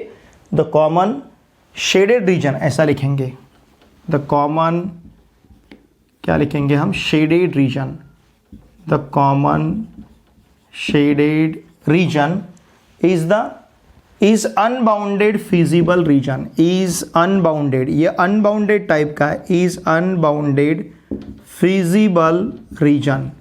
unbounded क्यों, क्योंकि ये क्लोज नहीं है, ये पूरा ओपन है तो उसको हमने लिखा है unbounded। now the common shaded region is the unbounded feasible region in the graph with vertex, उसके वर्टेक्स या फिर जिन्हें हम कॉर्नर पॉइंट कहेंगे विथ वर्टेक्स। कौन कौन से, एक पॉइंट P है 9/2, 2, फिर पॉइंट Q है 3/2, 4 और पॉइंट R है 0,7, ठीक है। तो इस प्रकार से ये हमें यहाँ पे 3 कॉर्नर पॉइंट्स मिले हैं। हम अब क्या लिखेंगे यहाँ पे, now the minimum value of Z is at least, कम से कम एक पॉइंट के पास होना उसका, at least is at at least 1 point, कौन कौन से पॉइंट, या फिर 1 वर्टेक्स P Q R, इनमें में से किसी एक पॉइंट के पास हमें कम से कम एक पॉइंट, एक से ज़्यादा भी मिल सकता है, लेकिन कम से कम एक पॉइंट के पास हमें इसका मिनिमम वैल्यू मिलेगा। तो ये वैल्यू फाइंड करने के लिए हम वर्टेक्स कंसिडर करते हैं जिसे हम कहते हैं कॉर्नर पॉइंट्स। फिर हम वैल्यू फाइंड करेंगे z का। Now value z equals to क्या है 8x प्लस 10y, इसका वैल्यू हमें फाइंड करना है। अब वर्टेक्स हमारे पास क्या क्या है, पहला वर्टेक्स है p, यह है 9/2, 2। फिर q है, इसका वैल्यू है 3/2, 4। और फिर यहाँ पे r है, इसका वैल्यू है 0,7। अब इसे अगर हम सब्स्टिट्यूट करेंगे z equals to 8 into 9/2 plus 2, 2 से 8 को डिवाइड किया तो 4 मिलेगा, 4 इंटू 9 36, 36 प्लस ये 2 इंटू 10 है, सॉरी यहाँ पे हमें क्या लेना है 2 इंटू 10, 10 इंटू 2 ऐसा है ना, y का वैल्यू 2 सब्स्टिट्यूट करना है तो 10 इंटू 2, तो ये 36 प्लस 20, 36 प्लस 20 मतलब 56 होगा। फिर यहाँ पे फिर से हमें वैल्यू सब्स्टिट्यूट करना है 8 इंटू एक्स का वैल्यू क्या सब्स्टिट्यूट करना है 3/2 प्लस 10 इंटू वाई का वैल्यू सब्स्टिट्यूट करना है 4। 2 से 8 को डिवाइड किया 3/2 है, 2 से 8 को डिवाइड किया तो 4, 4 इंटू 3 12, 10 इंटू 4 40, तो ये रहेगा यहाँ पे 52। अब ये वैल्यू सब्स्टिट्यूट करना है 0,7, तो देखिए z equals to 8 into 0 plus 10 into 7, 0 plus 70 मतलब ये मिलेगा हमें 70। तो इनमें से सबसे छोटा वैल्यू जो है 52 है। Now the minimum value of, देखिए मैं यहाँ पे लिखता हूँ the minimum value of z equals to 52 occurs at point q। कहाँ पे मिल रहा है, पॉइंट q हमारे पास है 3/2, 4 and therefore the optimum value या फिर optimum solution, the optimum solution is कहाँ पे x equals to 3/2 and y equals to 4, ये रहेगा यहाँ का ऑप्टिमम सॉल्यूशन। ठीक है, इसका स्क्रीनशॉट लीजिए और देखिए फ्रेंड्स, ये यहाँ तक के पोर्शन को अब दिया जाएगा हमें 1 मार्क। ये जो टेबल हमने लिखा है इस टेबल के लिए 1 मार्क रहेगा, टेबल के लिए 1 मार्क, ये टेबल पूरा हमने लिखा है। और फिर लास्ट में जो हमने लिखा है यहाँ पे ऑप्टिमम सॉल्यूशन, इसके लिए हमें 1 मार्क दिया जाएगा। इस प्रकार से 4 मार्क्स का डिस्ट्रीब्यूशन रहेगा। इसका स्क्रीनशॉट लीजिए। क्वेश्चन नंबर 31 डिफरेंशिएशन चैप्टर पे पूछा गया है, थ्योरेटिकल क्वेश्चन है, थ्योरम है, चेन रूल, ये हमें प्रूव करना है। देखिए क्वेश्चन है 4 मार्क्स के लिए, तो इसमें से थ्योरम 3 मार्क्स का है और एक क्वेश्चन यहाँ पे में पूछा गया है प्रॉब्लम, ये 1 मार्क के लिए रहेगा। इस प्रकार से ये 4 मार्क का क्वेश्चन है। और देखिए फ्रेंड्स, इस चैप्टर के ऊपर टोटल 3 थ्योरम्स है। इन 3 थ्योरम में से एक थ्योरम हमें एग्जामिनेशन में पूछा ही जाता है। पर फर्स्ट जो थ्योरम है ये है चेन रूल, फिर इसके बाद का जो थ्योरम है इन्वर्स रूल है, वहाँ पे हमें dy/dx इक्वल्स टू 1/dx/dy या फिर dx/dy इक्वल्स टू 1/dy/dx, इस प्रकार से वहाँ पे प्रूव करना रहता है। और फिर जो लास्ट वाला थ्योरम है ये पैरामीट्रिक फंक्शन के डेरिवेटिव के बारे में है, dy/dx इक्वल्स टू dy/dt/dx/dt। इन तीनों थ्योरम को अच्छी तरह से प्रिपेयर कीजिए। इन तीनों थ्योरम के प्रूफ के लिए मैंने स्पेशल वीडियो लेक्चर भी अपलोड कर रखा है, उसका लिंक भी मैंने इसी वीडियो के डिस्क्रिप्शन में दे रखा है। डिफरेंशिएशन, इस पूरे चैप्टर को हमने बहुत ही अच्छी तरह से सीखा है। हर बेसिक कंसेप्ट को, हर क्वेश्चन के सॉल्यूशंस को बहुत ही अच्छी तरह से सीखा है। तो इन सभी चैप्टर्स के वीडियो लेक्चर के प्लेलिस्ट का लिंक भी आपको इस वीडियो के डिस्क्रिप्शन में मिलेगा। ठीक है, नाउ लुक हियर, यहाँ हमें क्या दिया है, देखिए y equals to f of u is a differentiable function of u and u equals to g of x is a differentiable function of x such that the composite function y equals to f of g of x okay is a differentiable function of x, then prove that dy/dx equals to dy/du into du/dx। और यहाँ पे हमें dy/dx find करना है अगर y equals to square root of x² plus 5 है। देखिए friends, यहाँ पे y u के ऊपर डिपेंड है और u x के ऊपर डिपेंड है। इसका मतलब y और u दोनों भी x के ऊपर डिपेंड है। ठीक है, इसे हमें प्रूव करना है। तो चलिए अब हम कंसिडर करते हैं let del x be the small increment. Okay, del, या फिर हम ऐसा भी ले सकते हैं, सपोज यहाँ पे हम कंसिडर करेंगे डेल यू और del y. Let del u, small increment के लिए हम डेल यू मतलब डेल कंसिडर करते हैं, यू में जो स्मॉल इंक्रीमेंट रहेगा वो del u. Let del u comma del y be the small increments, be the small increments in u and y, in u and y respectively. Okay, corresponding, अब ये दोनों भी इंक्रीमेंट क्यों हो रहे हैं, बिकॉज एक्स में चेंज हो रहा है, corresponding to the small increment, ध्यान दीजिए, corresponding to the small increment del x in x, क्योंकि y और u ये दोनों भी x के ऊपर डिपेंड है। Therefore del u comma del u with the small increments in u and y respectively corresponding to the small increment del x in x, इस प्रकार से हमने यहाँ पे लिखा है। अब हम कंसीडर करेंगे, देखिए ध्यान दीजिए, now consider okay del y by del x equals to del y by del u into del u by del x। हमें जो प्रूव करना है, ध्यान दीजिए, उसका हमने डेल फॉर्म यहाँ पे कंसीडर किया है। ये हमें प्रूव करना है, इसका हमने डेल फॉर्म यहाँ पे लिया है। अब दोनों साइड का हम लिमिट लेते हैं, taking limit as del x tends to 0 on both sides, या फिर आप ऐसा भी लिख सकते हो taking limit del x tends to 0 on both sides, ऐसा भी यहाँ पे आप लिख सकते हो ऑन बोथ साइड्स।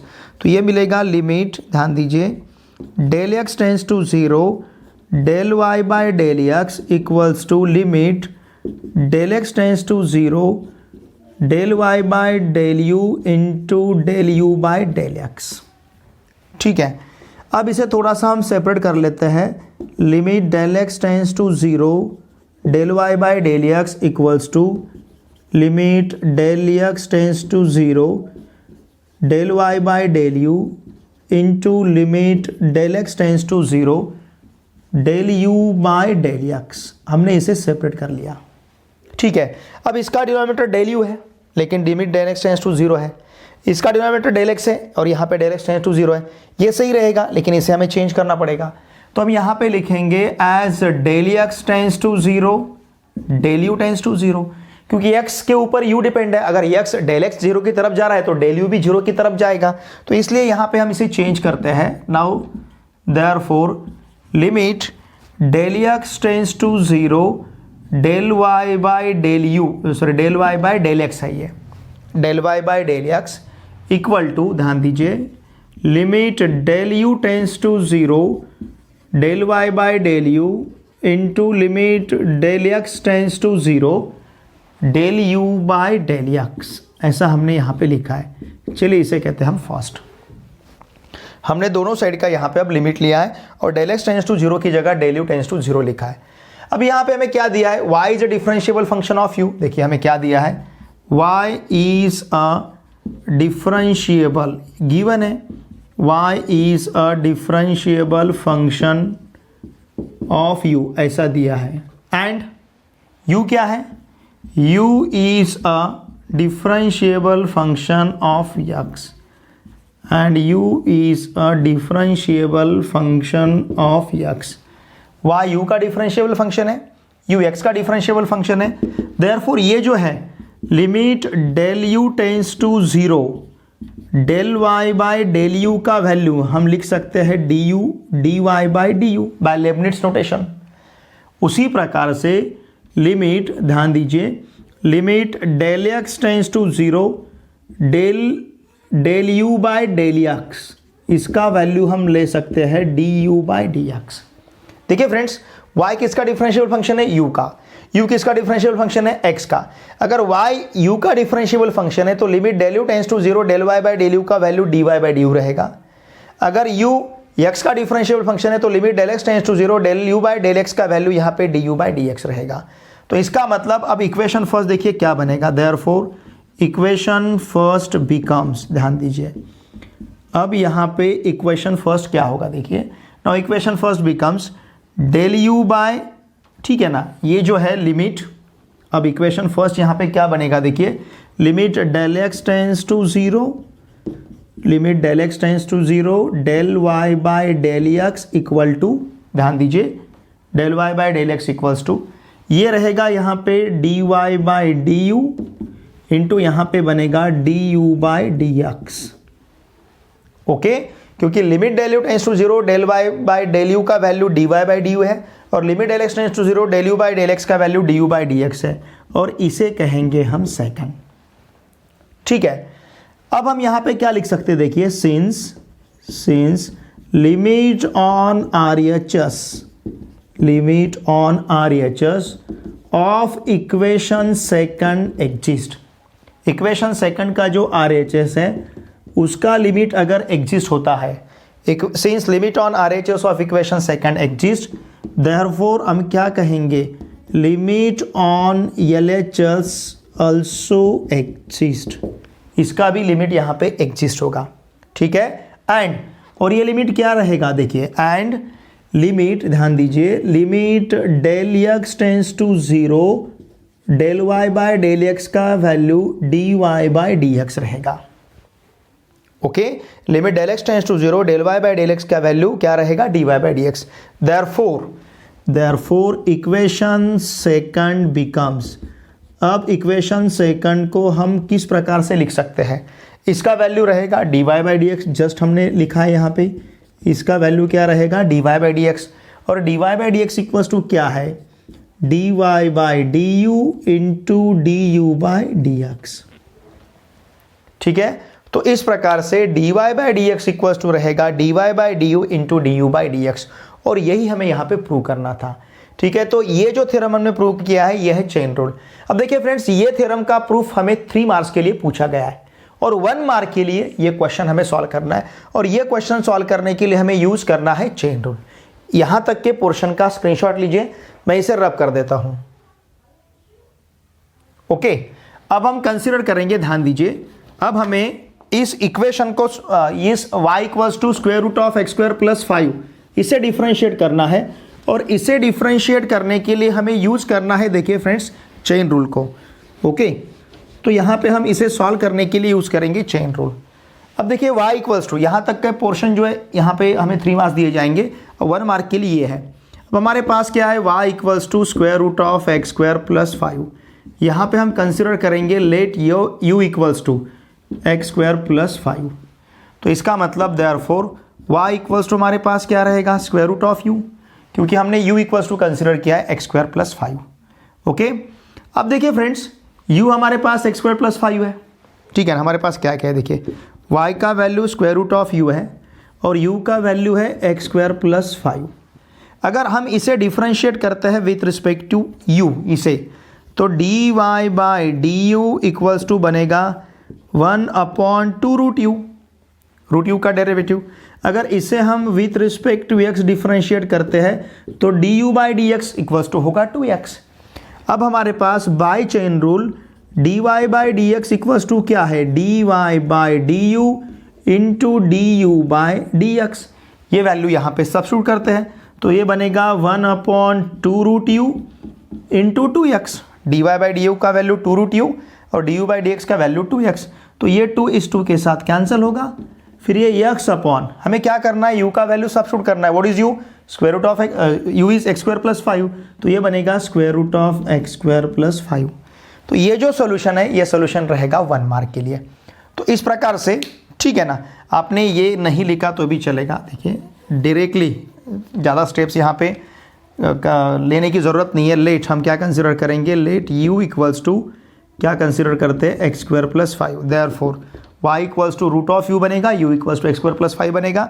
इसका derivative with respect to u find किया है, इसका derivative with respect to x find किया है। फिर हमने यूज़ किया है चेन रूल, इस चेन रूल में हमने dy बाई du का वैल्यू सब्स्टिट्यूट किया है, फिर du बाई dx का वैल्यू सब्स्टिट्यूट किया है, लेकिन u हमारे पास एक्स स्क्वायर प्लस 5 है तो इसे हम लिख सकते हैं x upon square root of x square plus 5। ठीक है, इसका स्क्रीनशॉट लीजिए।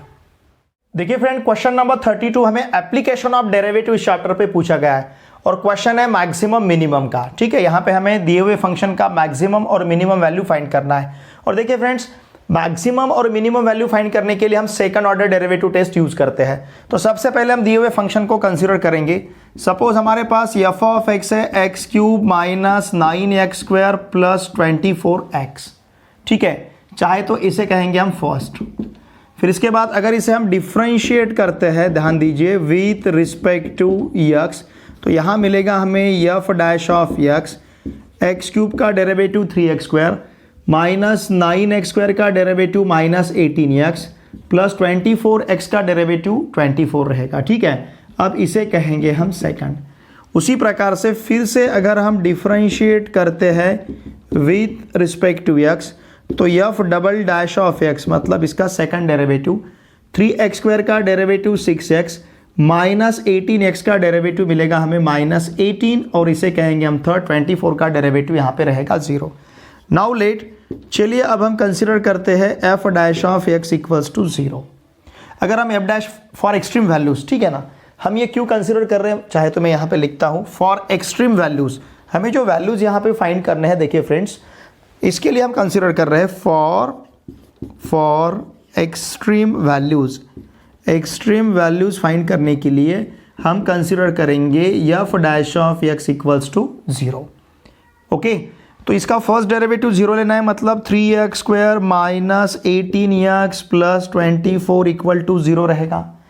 फिर अगर यहाँ से दोनों साइड को अगर 3 से डिवाइड करते हैं तो ये मिलेगा हमें x square minus 6x plus 8 equal to 0।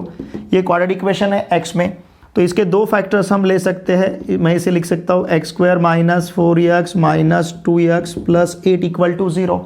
इसके फैक्टर्स हमने लिए जिसका सब मिडल टर्म का कोएफिशिएंट रहेगा।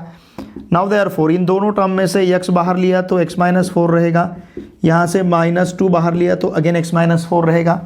तो इसका मतलब एक ब्रैकेट में हमारे पास x माइनस 4 रहेगा, दूसरे ब्रैकेट में हमारे पास x माइनस 2 रहेगा, मतलब x माइनस 4 इक्वल टू 0 और x माइनस 2 इक्वल टू 0, मतलब x इक्वल टू 4 यहाँ पे लिखता हूँ मैं। तो यहाँ पे देखिए फ्रेंड्स, हमें x इक्वल्स टू 4 मिलेगा, देयरफॉर x इक्वल्स टू 4 और x इक्वल्स टू 2 रहेगा। तो एक्सट्रीम वैल्यूज के लिए ये वैल्यूज हमारे पास है, ठीक है। Therefore the stationary points are, ऐसा हम यहाँ पे कहेंगे, देयरफॉर हम क्या कहेंगे, द स्टेशनरी पॉइंट्स या फिर वैल्यूज कहेंगे, स्टेशनरी पॉइंट्स या फिर वैल्यूज, ठीक है। Stationary points are x equals to 4 and x equals to 2, these are the stationary values. Okay, अब हम क्या करेंगे, इन वैल्यू को लेके सेकंड ऑर्डर डेरिवेटिव टेस्ट यहाँ पे चेक करते हैं, मतलब सेकंड ऑर्डर डेरिवेटिव चेक करते हैं। जिस वैल्यू के लिए ग्रेटर दैन 0 मिलेगा वहाँ पे हमारे पास मिनिमम वैल्यू रहेगा, जिस वैल्यू के लिए लेस दैन 0 रहेगा वहाँ पे हमारे पास मैक्सिमम वैल्यू रहेगा। नाउ पुट, ध्यान दीजिए, put x equals to 4 in f double dash of x. F double dash of x में हम x का वैल्यू 4 सब्स्टिट्यूट करते हैं, तो देखिए क्या मिलेगा, ये रहेगा हमारे पास F double dash of 4 equals to 6 into 4, 6 into 4 मतलब 24, 24 minus 18 it will be 6 and greater than 0। ये पॉजिटिव मिल रहा है तो ग्रेटर दैन 0 रहेगा। देखिए यहाँ पे 6 into 4 24, 24 minus 18 it will be 6 and 6 greater than 0। Now for हम क्या कहेंगे, फॉर x इक्वल्स टू 4, इसका फर्स्ट डेरिवेटिव हमें 0 मिल रहा है और सेकंड डेरिवेटिव ग्रेटर दैन 0 है, therefore f of x is minimum, F of x is minimum कहाँ पे, एट x इक्वल्स टू 4। तो f मिनिमम फाइंड करने के लिए हम क्या करेंगे, put x equals to 4 in f of x, मतलब इक्वेशन फर्स्ट में x का वैल्यू 4 सब्स्टिट्यूट करते हैं, तो ये मिलेगा हमें एफ ऑफ 4 इक्वल टू, ध्यान दीजिए, एफ ऑफ 4 इक्वल टू 4 का cube it will B 64 minus 4 का square 16, 16 minus 9 144 plus 24 into 4 it will B 96, ठीक है। अब ये 64 माइनस 144 मतलब minus 80, 64 minus 144 minus 80 plus 96 it will B 16। तो यहाँ का जो मिनिमम वैल्यू है ये हमारे पास रहेगा, देखिए 16, ये हमें 16 मिल रहा है, ठीक है ना। अब हमें देयरफॉर हम क्या कहेंगे, F of x has minimum value, f of x has minimum value या फिर minimum value of f of x, ऐसा भी लिख सकते हो आप। चलिए मैं ऐसा लिखता हूँ, f of minimum value of f of x, minimum value of f of x is 16, इसका मिनिमम वैल्यू यहाँ पे 16 रहेगा। अब हम क्या करेंगे, जैसे हमने x इक्वल्स टू 4 सब्स्टिट्यूट किया था F double dash of x में, तो उसी प्रकार से हम x इक्वल्स टू, देखिए फॉर x या फिर पुट x इक्वल्स टू 4 ऐसा कहेंगे। जैसे हमने x इक्वल्स टू 4 सब्स्टिट्यूट किया था, अब x इक्वल्स टू 2 सब्स्टिट्यूट करते हैं। Now put x equals to 2 in f double dash of x और देखते हैं एफ डबल डैश ऑफ 2 के लिए हमारे पास वैल्यू क्या रहेगा, ठीक है। तो यहाँ पे अगर हम सब्स्टिट्यूट करते हैं x का वैल्यू 2, तो f double dash of 2 equals to क्या रहेगा, 6 into 2 12, 12 minus 18, 12 minus 18 is minus 6 which is less than 0। इसका मतलब देखिए फ्रेंड्स, इसका मतलब फॉर x इक्वल्स टू 2 इसका फर्स्ट डेरिवेटिव 0 मिल रहा है और सेकंड डेरिवेटिव लेस देन 0 है ना, क्योंकि फर्स्ट डेरिवेटिव 0 लेके ही हमने x का वैल्यू 2 फाइंड किया था। तो इसका मतलब x equals to 2, first derivative 0 मिल रहा है, सेकंड डेरिवेटिव लेस देन 0 मिल रहा है। Therefore from second order derivative test, ऐसा भी हम यहाँ पे लिख सकते हैं, सेकंड ऑर्डर डेरिवेटिव टेस्ट। वैसे इसे लिखने की ज़रूरत नहीं, लेकिन मैंने यहाँ पे लिख दिया। For second order derivative test हम क्या कहेंगे, f of x is maximum, क्योंकि यहाँ पे सेकंड डेरिवेटिव लेस देन 0 मिल रहा है, is maximum at x equals to 2। ये एट x इक्वल्स टू 2 हमें मैक्सिमम मिलेगा। नाउ पुट, यहाँ पे लिखेंगे हम put x equals to 2 in f of x equals to 2 हम सब्स्टिट्यूट करते हैं f ऑफ x में, तो ये क्या मिलेगा देखिए, f of 2 equals to 2 cube मतलब 8, 2 का स्क्वायर 9, 2 का स्क्वायर 4, 4 इंटू 9 36, 9 इंटू 2 का स्क्वायर मतलब 36, और फिर यहाँ पे 24 इंटू 2 मतलब 48, ठीक है ना, ये रहेगा यहाँ पे 48। और देखिए friends, -36 plus 48 it will B 12, 12 plus 8 it will B 20, मतलब f ऑफ 2 इक्वल्स टू रहेगा 20। तो हम क्या कहेंगे, therefore maximum value of f of x, maximum value किसका, f ऑफ x का, maximum value of f of x is, f of x का maximum value रहेगा 20। तो इस प्रकार से हमें f ऑफ x का मैक्सिमम वैल्यू क्या मिलेगा, 20। तो देखिए फ्रेंड्स, ये पूरा सॉल्यूशन 4 मार्क्स के लिए है। अब ये जो हमने first derivative second derivative find किया, यहाँ तक के पोर्शन को 1 मार्क दिया जाएगा। फिर हमने जो x के 2 वैल्यूज फाइंड किए, यहाँ तक के पोर्शन को 1 मार्क दिया जाएगा। फिर हमने यहाँ पे जो मिनिमम वैल्यू फाइंड किया है 16, इसके लिए 1 मार्क रहेगा। और फिर हमने यहाँ पे जो मैक्सिमम वैल्यू फाइंड किया है 20, इसके लिए 1 मार्क रहेगा। तो इस फंक्शन का मैक्सिमम और मिनिमम वैल्यू यहाँ पे हमें फाइंड करना था। एप्लीकेशन ऑफ डेरिवेटिव इस चैप्टर में क्वेश्चन पूछा गया है। ओके, इसका स्क्रीनशॉट लीजिए। देखिए फ्रेंड्स, क्वेश्चन नंबर 33 हमें इनडेफिनेट इंटीग्रेशन इस चैप्टर के ऊपर थ्योरेटिकल क्वेश्चन पूछा गया है। यहाँ पे इंटीग्रेशन बाय पार्ट्स, ये जो थ्योरम है, ये थ्योरम 3 मार्क्स के लिए और 1 मार्क का क्वेश्चन, इस प्रकार से 4 मार्क का क्वेश्चन यहाँ पे ये पूछा गया है। 1 मार्क का प्रॉब्लम है और 3 मार्क का थ्योरम है। देखिए फ्रेंड्स, इनडेफिनेट इंटीग्रेशन इस चैप्टर के ऊपर आपको 4 मार्क्स का कंपलसरी थ्योरेटिकल क्वेश्चन पूछा जाता है। तो इस चैप्टर में जितने भी थ्योरेटिकल क्वेश्चंस हैं, मतलब टोटल यहाँ पे 12 थ्योरेटिकल क्वेश्चंस है इस चैप्टर में, तो इन सभी 12 क्वेश्चंस का थ्योरेटिकल क्वेश्चन का एक स्पेशल वीडियो लेक्चर मैंने अपलोड किया है। इनडेफिनेट इंटीग्रेशन इस चैप्टर के प्लेलिस्ट के लिंक में आपको वहाँ पे मिलेगा। तो इसमें यहाँ पे सबसे पहले इनडेफिनेट इंटीग्रेशन में इंटीग्रेशन बाय सब्स्टिट्यूशन का थ्योरम है, उसे आपको प्रिपेयर करना है। फिर उसके बाद में आपको प्रिपेयर करना है वहाँ के 7 फॉर्मूले, इंटीग्रेशन ऑफ 1/√ऑफ a square minus x square, 1/√ऑफ a square minus x square, 1/√ऑफ x square minus a square, इन प्रकार के जो फॉर्मूले 7, वो 7 फॉर्मूले, इंटीग्रेशन बाय सब्स्टिट्यूशन का एक थ्योरम 7 + 1 8। फिर उसके बाद में इंटीग्रेशन बाय पार्ट्स का थ्योरम, मतलब 8 + 1 9, और 3 फॉर्मूले ऐसे जहां पे हमें इंटीग्रेशन बाय पार्ट्स यूज करके उसका इंटीग्रेशन फाइंड करना है, √ऑफ x square minus a square, √ऑफ a square minus x square और √ऑफ x square plus a square.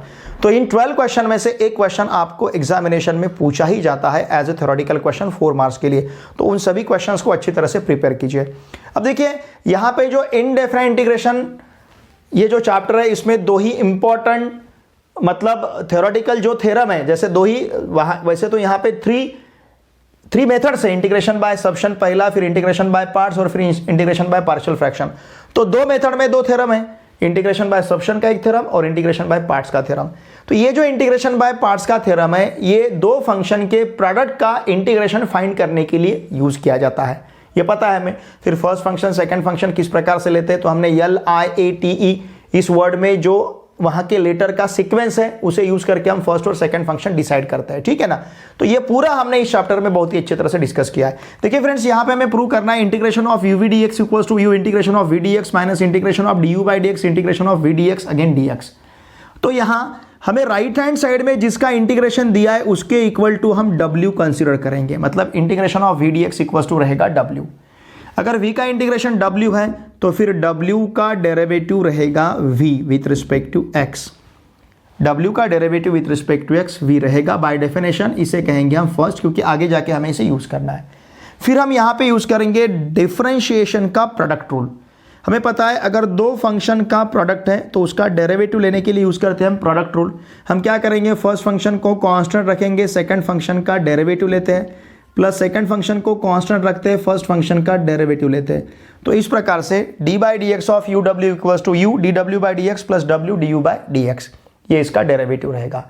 ठीक है, अब देखिए friends, therefore by definition of integration, अगर हमने इंटीग्रेशन का डेफिनेशन लिया, by definition of integration, integration का डेफिनेशन अगर यहां पे हम यूज करते हैं तो यू डब्ल्यू का डेरिवेटिव अगर राइट हैंड साइड है तो राइट हैंड साइड का इंटीग्रेशन यू डब्ल्यू रहना चाहिए। इसका मतलब integration of U D W by d x plus W D you by d x with respect to x equal to यहां पे रहेगा यू डब्ल्यू। ठीक है, अगर इसे हम सेपरेट लेते हैं, देखिए इसे अगर हम सेपरेट करेंगे तो इंटीग्रेशन ऑफ यू, फिर इसे लिख सकते हैं हम D W by d x और फिर यहाँ पे डी एक्स, इंटीग्रेशन साइन को हम सेपरेट कर रहे हैं। नाउ इंटीग्रेशन ऑफ, इसे मैं पहले लिखता हूँ D you by d x, ठीक है ना, और यहाँ पे लिखता हूँ डब्ल्यू और फिर यहाँ पे लिखेंगे हम d x. Okay, now this is equals to u डब्ल्यू। हमने देखिए फ्रेंड्स, हमने यहाँ पे सेपरेट किया है इंटीग्रेशन साइन को, ठीक है ना, ये यहाँ पे इस प्रकार से इसको लिखेंगे। हमने ये वाला जो इंटीग्रेशन साइन था इसको सेपरेट, जब भी हम इंटीग्रेशन साइन लेते हैं उसके साथ dx लिखना है हमें, तो integration of u dw by dx, फिर यहाँ पे dx प्लस इंटीग्रेशन ऑफ इस टर्म को मैंने पहले लिखा du बाई dx, बाद में लिखा w dx equals to uw। बहुत ही सिंपल है। अब इस फर्स्ट को यूज करके जहां जहां w है उसे रिप्लेस करना है, क्योंकि हमारा क्वेश्चन w में नहीं है, क्वेश्चन हमारा u और v में है, हमारा रूल u और v में है, लेकिन हमने यहाँ पे w कंसिडर किया था, तो यहाँ पे जहां जहां हमें w दिखता है उसको हम रिप्लेस कर देंगे। यहाँ पे dw बाई dx है, उसे हम v सब्स्टिट्यूट करेंगे। इसका मतलब इंटीग्रेशन ऑफ uv dx इस प्रकार से बनेगा, ये first term uv dx plus integration of, देखिए ध्यान दीजिए, ये du by dx as it is, ये du बाई dx और w को रिप्लेस करना है। w का वैल्यू क्या है, w का वैल्यू है इंटीग्रेशन ऑफ v dx, तो यहां पे मैं लिखता हूं integration of v dx equal to, okay, equal to right hand side में uw है, u एज इट इज, फिर से w को रिप्लेस करना है किससे, इंटीग्रेशन ऑफ v dx से, और यहां लिखता हूं मैं यूजिंग फर्स्ट, यहां पे हमने फर्स्ट यूज किया है, फर्स्ट यूज करके इसे रिप्लेस किया है। अब देखिए देयरफॉर हम क्या करेंगे, इस टर्म को ट्रांसफर करेंगे राइट हैंड साइड में, तो देखिए आपको ये पूरा टर्म मिल जाएगा। तो इंटीग्रेशन ऑफ, ध्यान दीजिए, integration of uv dx equal to क्या मिलेगा, integration of uv dx equal to u integration of v dx minus integration of, ध्यान दीजिए, du बाई dx, फिर यहाँ पे integration of v dx again here dx। तो यही हमें प्रूव करना था। देखिए वेरी सिंपल, किस प्रकार से हमने प्रूव किया है, राइट हैंड साइड में जिसका आपको इंटीग्रेशन लेना था उसके इक्वल टू हमने w लिया, अगर v का इंटीग्रेशन w है तो w का डेरिवेटिव है, ठीक है ना। साइन x का इंटीग्रेशन माइनस कॉस x है तो माइनस कॉस x का डेरिवेटिव साइन x है, कॉस x का इंटीग्रेशन साइन x है तो साइन x का डेरिवेटिव कॉस x है। उसी प्रकार से v का इंटीग्रेशन w है तो w का डेरिवेटिव v है, w का डेरिवेटिव v है तो v का इंटीग्रेशन w है। Integration and differentiation are inverse processes of each other, उसी कंसेप्ट को हमने यहाँ पे यूज किया है। फिर हमने u ये जो प्रोडक्ट है दो फंक्शन का, उसे हम यहाँ पे डिफरेंशिएट कर रहे हैं, u constant dw by dx plus w constant du by dx। फिर यहाँ का जो देखिए, यहाँ पे हमने क्या किया, uw का डेरिवेटिव अगर ये पूरा टर्म है तो इस पूरे टर्म का इंटीग्रेशन uw रहना चाहिए बाय डेफिनेशन ऑफ इंटीग्रेशन, तो इस पूरे टर्म का integration with respect to x हमने uw लिया, फिर इंटीग्रेशन साइन को सेपरेट किया और फिर जहां जहां w था उसको हमने रिप्लेस किया, और ये हमें प्रूव करना था, ठीक है, हेंस प्रूव्ड। देखिए फ्रेंड्स, इसके बाद अब हमें यूज करना है इंटीग्रेशन बाय पार्ट्स, और इस थ्योरम को यूज करके इसे इंटीग्रेट करना है। किसे, now integration of x sine x dx, ठीक है, इसे मैं i इक्वल टू कंसिडर करता हूं। यहां पे देखिए u क्या है, ठीक है ना, x कौन सा फंक्शन है, अलजेब्रिक, साइन कौन सा फंक्शन है, ट्रिग्नोमेट्रिक। नाउ LIATE, इसमें सबसे पहले कौन सा आता है, अलजेब्रिक, फिर उसके बाद में आता है ट्रिग्नोमेट्रिक। तो u इक्वल्स टू हम कंसिडर करेंगे x, u रहेगा पहले आने वाला, और v इक्वल्स टू यहां पे हम कंसिडर करेंगे sine x because it is trigonometric, ठीक है ना। LIATE में अलजेब्रिक पहले फिर बाद में ट्रिग्नोमेट्रिक। तो यहां पे अगर हम इंटीग्रेशन बाय पार्ट्स यूज करते हैं तो ये यूज करना u मतलब x integration of sine x dx minus integration of, ध्यान दीजिए, यहाँ पे रहेगा d by d x of x, फिर integration of sine x d x, again here d x. ठीक है, तो इसका मतलब I इक्वल्स टू रहेगा साइन एक्स का इंटीग्रेशन माइनस कॉस एक्स, तो ये रहेगा minus x cos x minus integration of d by d x of x is 1 into sign x का integration minus cos x d x. Okay, अब इस minus से इस minus को मल्टीप्लाई करेंगे तो प्लस बनेगा, मतलब minus x cos x minus minus plus, फिर यहाँ पे रहेगा integration of cos x d x, और कॉस एक्स का इंटीग्रेशन क्या है साइन एक्स, तो I equals to minus x cos x plus sine x plus C, ये रहेगा इसका आंसर। ठीक है ना, तो minus x cos x plus sine x plus C. देखिए फ्रेंड्स, अब ये 3 मार्क्स का जो डिस्ट्रीब्यूशन है थ्योरम का और 1 मार्क प्रॉब्लम के लिए, ये जो प्रॉब्लम हमने कंप्लीट सॉल्व किया है इसके लिए 1 मार्क रहेगा। अब 3 मार्क्स का डिस्ट्रीब्यूशन, टोटल मार्क्स 4 है, उसमें से 1 मार्क तो प्रॉब्लम के सोल्यूशन को चला गया। अब यहाँ पे जो यहाँ तक हमने लिया है इसके लिए 1 मार्क रहेगा। ठीक है, फिर हम यहाँ तक जो पहुँचे हैं इसके लिए देखिए फ्रेंड्स 1 मार्क रहेगा, और फिर ये लास्ट वाला जो टर्म है इसके लिए 1 मार्क रहेगा। तो इस प्रकार से ध्यान दीजिए 4 मार्क्स का ये डिस्ट्रीब्यूशन रहेगा। इंटीग्रेशन बाय पार्ट्स हम तभी यूज करते हैं जब हमें 2 फंक्शन के प्रोडक्ट का इंटीग्रेशन फाइंड करना रहता है। यहाँ पे 2 फंक्शन के प्रोडक्ट का इंटीग्रेशन फाइंड करना था तो हमने इंटीग्रेशन बाय पार्ट्स इस मेथड को यूज किया है। और यहाँ पे LIATE इनमें से जो 5 लेटर्स है, अक्षर है, इनके सीक्वेंस के हिसाब से हम U और V को यहाँ पे चॉइस करते हैं। L मतलब लॉगरिदमिक, I मतलब इनवर्स ट्रिग्नोमेट्रिक, A मतलब अलजेब्रिक, T ट्रिग्नोमेट्रिक और E एक्सपोनेंशियल फंक्शन। तो ये 5 प्रकार के जो फंक्शंस है, तो इनका जो लेटर का सीक्वेंस है इस शब्द में, इस वर्ड में, उस सीक्वेंस के हिसाब से हम यहाँ पे इसे U और V चॉइस करते हैं। ठीक है, इसका स्क्रीनशॉट। सेक्शन डी का लास्ट क्वेश्चन नंबर 34, ये जो है ये हमें डिफरेंशियल इक्वेशन इस क्वेश्चन पे, इस चैप्टर पे क्वेश्चन पूछा गया है। देखिए, इस डिफरेंशियल इक्वेशन को हमें सॉल्व करना है, x square plus y square d x minus 2xy dy equal to 0। Differential equation को सॉल्व करना है तो सबसे पहले उसे हमें वेरिएबल सेपरेबल फॉर्म में लाना पड़ेगा। इसका मतलब dx का कोएफिशिएंट सिर्फ x का टर्म रहना चाहिए और dy का कोएफिशिएंट सिर्फ y का टर्म रहना चाहिए। जब वहां पे हम इजीली वेरिएबल सेपरेबल फॉर्म में इसे कन्वर्ट नहीं कर सकते तो हम यूज करते हैं प्रॉपर सब्स्टिट्यूशन। तो यहां हम यूज करेंगे, देखिए सबसे पहले मैं डिफरेंशियल इक्वेशन लिख लेता हूं, x square plus y square d x minus 2xy dy equal to 0।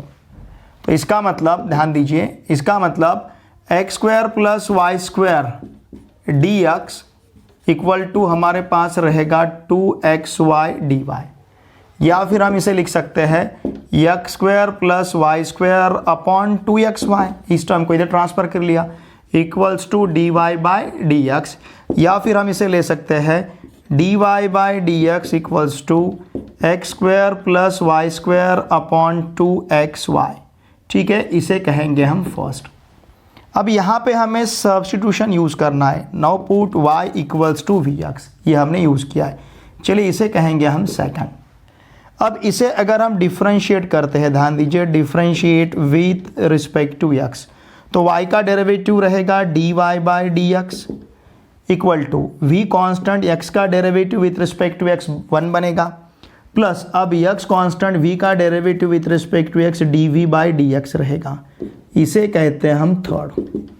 Okay, फिर यहाँ पे हम लिखेंगे substituting, okay, substituting equation second, किसे किसे, equation second and third, second और थर्ड को हमें सब्स्टिट्यूट करना है इन इक्वेशन फर्स्ट। इन सभी को हम इक्वेशन फर्स्ट में सब्स्टिट्यूट करेंगे। तो dy बाई डी एक्स का वैल्यू हमारे पास क्या रहेगा, v plus x dv by d x, v plus x dv by d x. ठीक है, हमने dy बाई एक्स का वैल्यू सब्स्टिट्यूट किया है। अब यहाँ पे y का वैल्यू सब्स्टिट्यूट करना है। Now x square plus v square x square, y का वैल्यू हमने सब्स्टिट्यूट किया है, प्लस 2xy मतलब 2x इंटू वी एक्स। ठीक है, इस प्रकार से। तो देखिए हमारे पास क्या रहेगा, v plus x d v by d x equals to x square, अगर बाहर लेते हैं तो ब्रैकेट में 1 प्लस वी स्क्वायर रहेगा, 2x वी एक्स, यहाँ से अगर एक्स एक्स का प्रोडक्ट लेते हैं तो एक्स स्क्वायर वी बनेगा, तो ये एक्स स्क्वायर इस एक्स स्क्वायर के साथ कैंसिल होगा। इसका मतलब v plus x d v by d x equals to रहेगा हमारे पास 1 प्लस वी स्क्वायर। तो यहाँ देखिए x d v by d x equals to 1 plus v square, और फिर हम ले सकते हैं, हाँ 1 plus v square upon v है, ये रहा हमारा लिखने का। तो ये 1 plus v square upon v रहेगा। यहाँ पे वी सिर्फ वी नहीं है, सॉरी यहाँ पे 2v भी है, 2v, ठीक है ना। तो 1 plus v square upon 2v हमारे पास है, फिर v को उधर ट्रांसफर किया तो ये माइनस v हो जाएगा। इसका मतलब x d v by d x equal to, देखिए क्या रहेगा, 1 plus v square minus 2v square upon 2v, अगर डिनोमिनेटर हम सेम लेते हैं तो इसका मतलब x d v equal to, ये 1 plus v square minus 2v square मतलब 1 minus v square, 1 minus v square upon 2v, और ये dx को हमने इधर ट्रांसफर कर लिया। तो अब इस 2v को और 1 माइनस वी स्क्वायर को ट्रांसफर कर लेते हैं, तो it will be 2v upon 1 minus v square dv, okay, equals to हमारे पास रहेगा 1 अपॉन एक्स डी एक्स, इस प्रकार से देखिए, ठीक है ना। ये हमें मिलेगा 1 अपॉन एक्स डी एक्स, ठीक है, 2v upon 1 minus v square d v equals to 1 upon x d x. अब ये जो है देखिए फ्रेंड्स, ये जो 2v, अब ये वेरिएबल सेपरेबल फॉर्म में हमें मिल चुका है, ठीक है। तो अगर हम यहाँ पे देखते हैं, ध्यान दीजिए, तो हम इसे, ध्यान दीजिए, यहाँ पे हम ये 1 माइनस वी स्क्वायर का डेरिवेटिव न्यूमरेटर में हम एडजस्ट कर सकते हैं। इसके लिए हम क्या करेंगे, सपोज इसके लिए हम यहाँ पे माइनस लेते हैं, ठीक है, ये 1 माइनस वी स्क्वायर का डेरिवेटिव माइनस 2v रहेगा, उसको हमें एडजस्ट करना है, तो यहाँ पे हम माइनस लेते हैं और यहाँ लिखते हैं minus 2v upon 1 minus v square और फिर साथ में dv। Now this is equals to ये 1 अपॉन एक्स डी एक्स रहेगा। समझ रहे ना आप, हमने सिर्फ यहाँ पे एडजस्टमेंट लिया है, ओके। अब देखिए फ्रेंड्स, इसे हम किस प्रकार से लिख सकते हैं, अब हमें इसे इंटीग्रेट करना है, तो minus integration of minus 2v upon 1 minus v square d v equals to 1 upon x d x, इसका इंटीग्रेशन। नाउ माइनस, और यहाँ पे मैं यहाँ लिखता हूँ इंटीग्रेशन कांस्टेंट लॉग सी, क्योंकि यहाँ पे इंटीग्रेशन लिया, यहाँ पे इंटीग्रेशन लिया, तो इंटीग्रेशन कांस्टेंट लिखना पड़ेगा, तो मैंने वहाँ पे लिखा है लॉग सी, ठीक है। अब सी की जगह मैंने लॉग सी लिखा है। अब इसे मैं लिख सकता हूँ डी बाई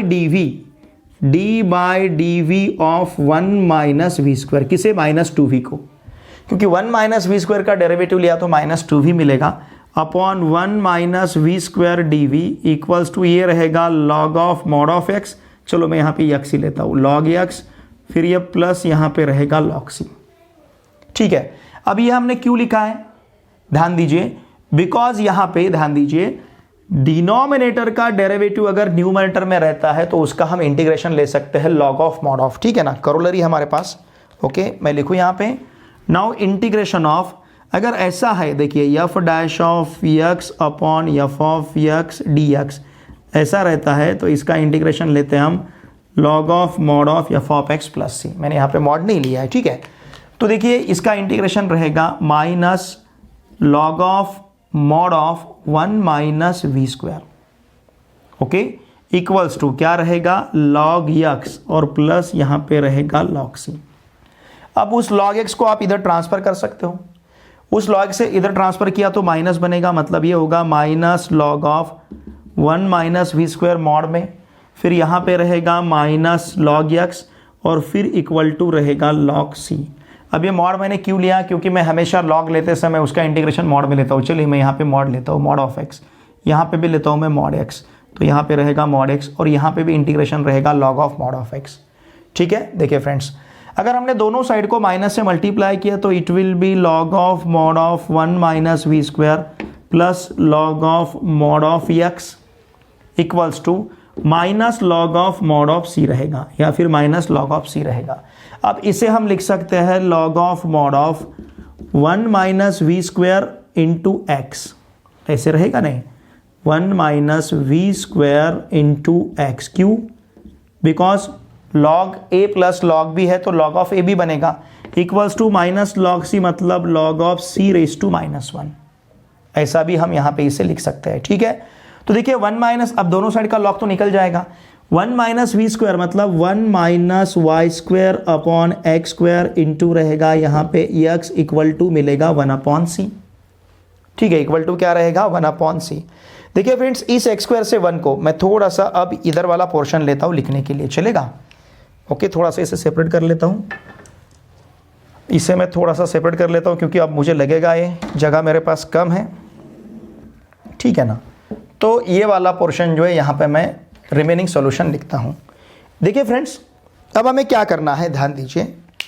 अब मैं इस एक्स स्क्वायर से इस 1 को मल्टीप्लाई करता हूँ, तो ये मिलेगा मुझे x square minus y square upon x square into x equal to 1 upon c, equal to क्या है 1 अपॉन सी। हालांकि ये 1 अपॉन सी को आप सी भी ले सकते हो, ठीक है। अब ये x जो है स्क्वायर के साथ कैंसिल होगा, तो x square minus y square upon x equal to रहेगा 1 अपॉन सी। इस 1 अपॉन सी को मैं कहता हूँ k, चलेगा, न्यू कांस्टेंट। चाहे तो मैं यहाँ लिखता हूँ since k equal to 1 upon C, तो इसका मतलब x square minus y square equal to रहेगा kx, ठीक है। X square minus y square equal to kx, और ये रहेगा यहाँ का जनरल सॉल्यूशन। मैं इसे नीचे लिखता हूँ, this is the required general solution, ठीक है ना। तो देखिए फ्रेंड्स, यहाँ से आपको इधर आना है, ओके। तो इस प्रकार से इस क्वेश्चन का ये सॉल्यूशन रहेगा, x square minus y square equals to kx। ये जो 1 अपॉन सी है इसकी जगह मैंने यहाँ पे k यूज़ किया है, okay. X square minus y square equals to kx, चाहे तो आप इसे k कह सकते हो। सपोज ये जो log c लिखते आए आप इसे k कहो, चलेगा। ये k यहाँ पे भी ये k रहेगा, 1 अपॉन k हो जाएगा। फिर ये 1 अपॉन k की जगह हम c रखेंगे। तो हमने क्या किया, हमने 1 अपॉन k की जगह यहाँ पे c रखा है, तो आप इसे cx भी कह सकते हो क्योंकि आपको जनरल सॉल्यूशन c में देखने की आदत है। तो x square minus y square equals to cx। Now this is the required general solution of given differential equation. इस डिफरेंशियल इक्वेशन का ये जनरल सॉल्यूशन यहाँ पे रहेगा। तो देखिए फ्रेंड्स, इस प्रकार से हमने इसे यहाँ पे सॉल्व किया है, ओके। अब ये 4 मार्क का जो डिस्ट्रीब्यूशन है क्या क्या रहेगा, देखिए ये जो 3 स्टेप्स तक हम पहुँचे हैं ये रहेगा इसके लिए 1 मार्क। फिर हमने जो वेरिएबल सेपरेबल फॉर्म लाया है, कहाँ पे वेरिएबल सेपरेबल फॉर्म हमारा, कहाँ तक पहुँचे हम, ये वेरिएबल सेपरेबल फॉर्म, इस स्टेप को रहेगा 1 मार्क। फिर हम इंटीग्रेशन लेने तक यहाँ तक पहुँचे, इसके लिए रहेगा 1 मार्क। और लास्ट वाला जो हमारा ये आंसर है इसके लिए रहेगा यहाँ पे 1 मार्क्स। तो इस प्रकार से 4 मार्क्स का डिस्ट्रीब्यूशन रहेगा। इसका स्क्रीनशॉट लीजिए। देखिए फ्रेंड्स, सितंबर अक्टूबर 2021 का जो स्टेट बोर्ड का क्लास 12 का एग्जामिनेशन हुआ है उसका मैथमेटिक्स का क्वेश्चन पेपर जो हमारे लिए 2022 आने वाला एग्जामिनेशन और 2023 इन दोनों साल के जो चारों एग्जामिनेशन रहेंगे स्टेट बोर्ड के, उन हर एक एग्जामिनेशन के लिए क्वेश्चन पेपर बहुत यूजफुल रहेगा क्योंकि 25% सिलेबस डिलेटेड है और 2022 में 25% डिलेटेड रहने वाला है और 2023 में भी 25% सिलेबस डिलेटेड रहने वाला है। तो इसलिए उन दोनों सालों के लिए ये क्वेश्चन पेपर बहुत यूजफुल रहेगा, इसलिए हमें क्वेश्चन पेपर का स्टडी करना बहुत इंपॉर्टेंट है।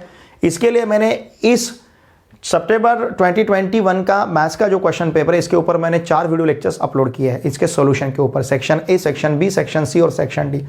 पेपर का फॉर्मेट हमें पता होना बहुत जरूरी है हर एक सब्जेक्ट का। मैंने फिजिक्स, केमिस्ट्री, बायोलॉजी, मैथ चारों सब्जेक्ट्स का क्वेश्चन पेपर का जो स्टेट बोर्ड का पेपर फॉर्मेट है उसके ऊपर भी वीडियो लेक्चर बना के अपलोड किया है। चैप्टर वाइज मार्क डिस्ट्रीब्यूशन भी मैंने यहाँ पे अपलोड किया है। तो देखिए फ्रेंड्स, ये पूरे वीडियो लेक्चर्स हमारे लिए बहुत इंपॉर्टेंट है। सभी का लिंक मैंने इस वीडियो डिस्क्रिप्शन में दे रखा है, आप वीडियो को जरूर देखिए। इन वीडियोस को आपके पूरे फ्रेंड के साथ अवश्य शेयर कीजिए क्योंकि सभी को इसके बारे में इंफॉर्मेशन होना सितंबर 2021 का, क्योंकि आपको कहीं पे भी सितंबर 2021 का एग्जामिनेशन का क्वेश्चन पेपर देखने को नहीं मिल रहा है। मैंने फिजिक्स, केमिस्ट्री, बायोलॉजी, मैथ्स चारों के क्वेश्चन पेपर का शॉर्ट वीडियो अपलोड किया है, आपको वहां पे क्वेश्चन पेपर देखने को मिलेंगे। और ये जो हमारा मैथ्स का क्वेश्चन पेपर है, इस क्वेश्चन पेपर का पीडीएफ का लिंक भी मैंने इसी वीडियो के डिस्क्रिप्शन में दे रखा है। उस लिंक को आप ज़रूर वहाँ से उस पीडीएफ को डाउनलोड कर लीजिए क्योंकि पेपर हमारे पास रहना बहुत ज़रूरी है। ठीक है, देखिए फ्रेंड्स, मेरी आपसे भी से रिक्वेस्ट है, अगर आपको वीडियो अच्छा लगता है तो प्लीज़ आपके पूरे फ्रेंड के साथ अवश्य शेयर कीजिए, वीडियो को लाइक कीजिए और एक अच्छी सी कमेंट मुझे ज़रूर शेयर कीजिए। चलिए अब हम मिलते हैं नेक्स्ट वीडियो लेक्चर में। Thanks for watching this video.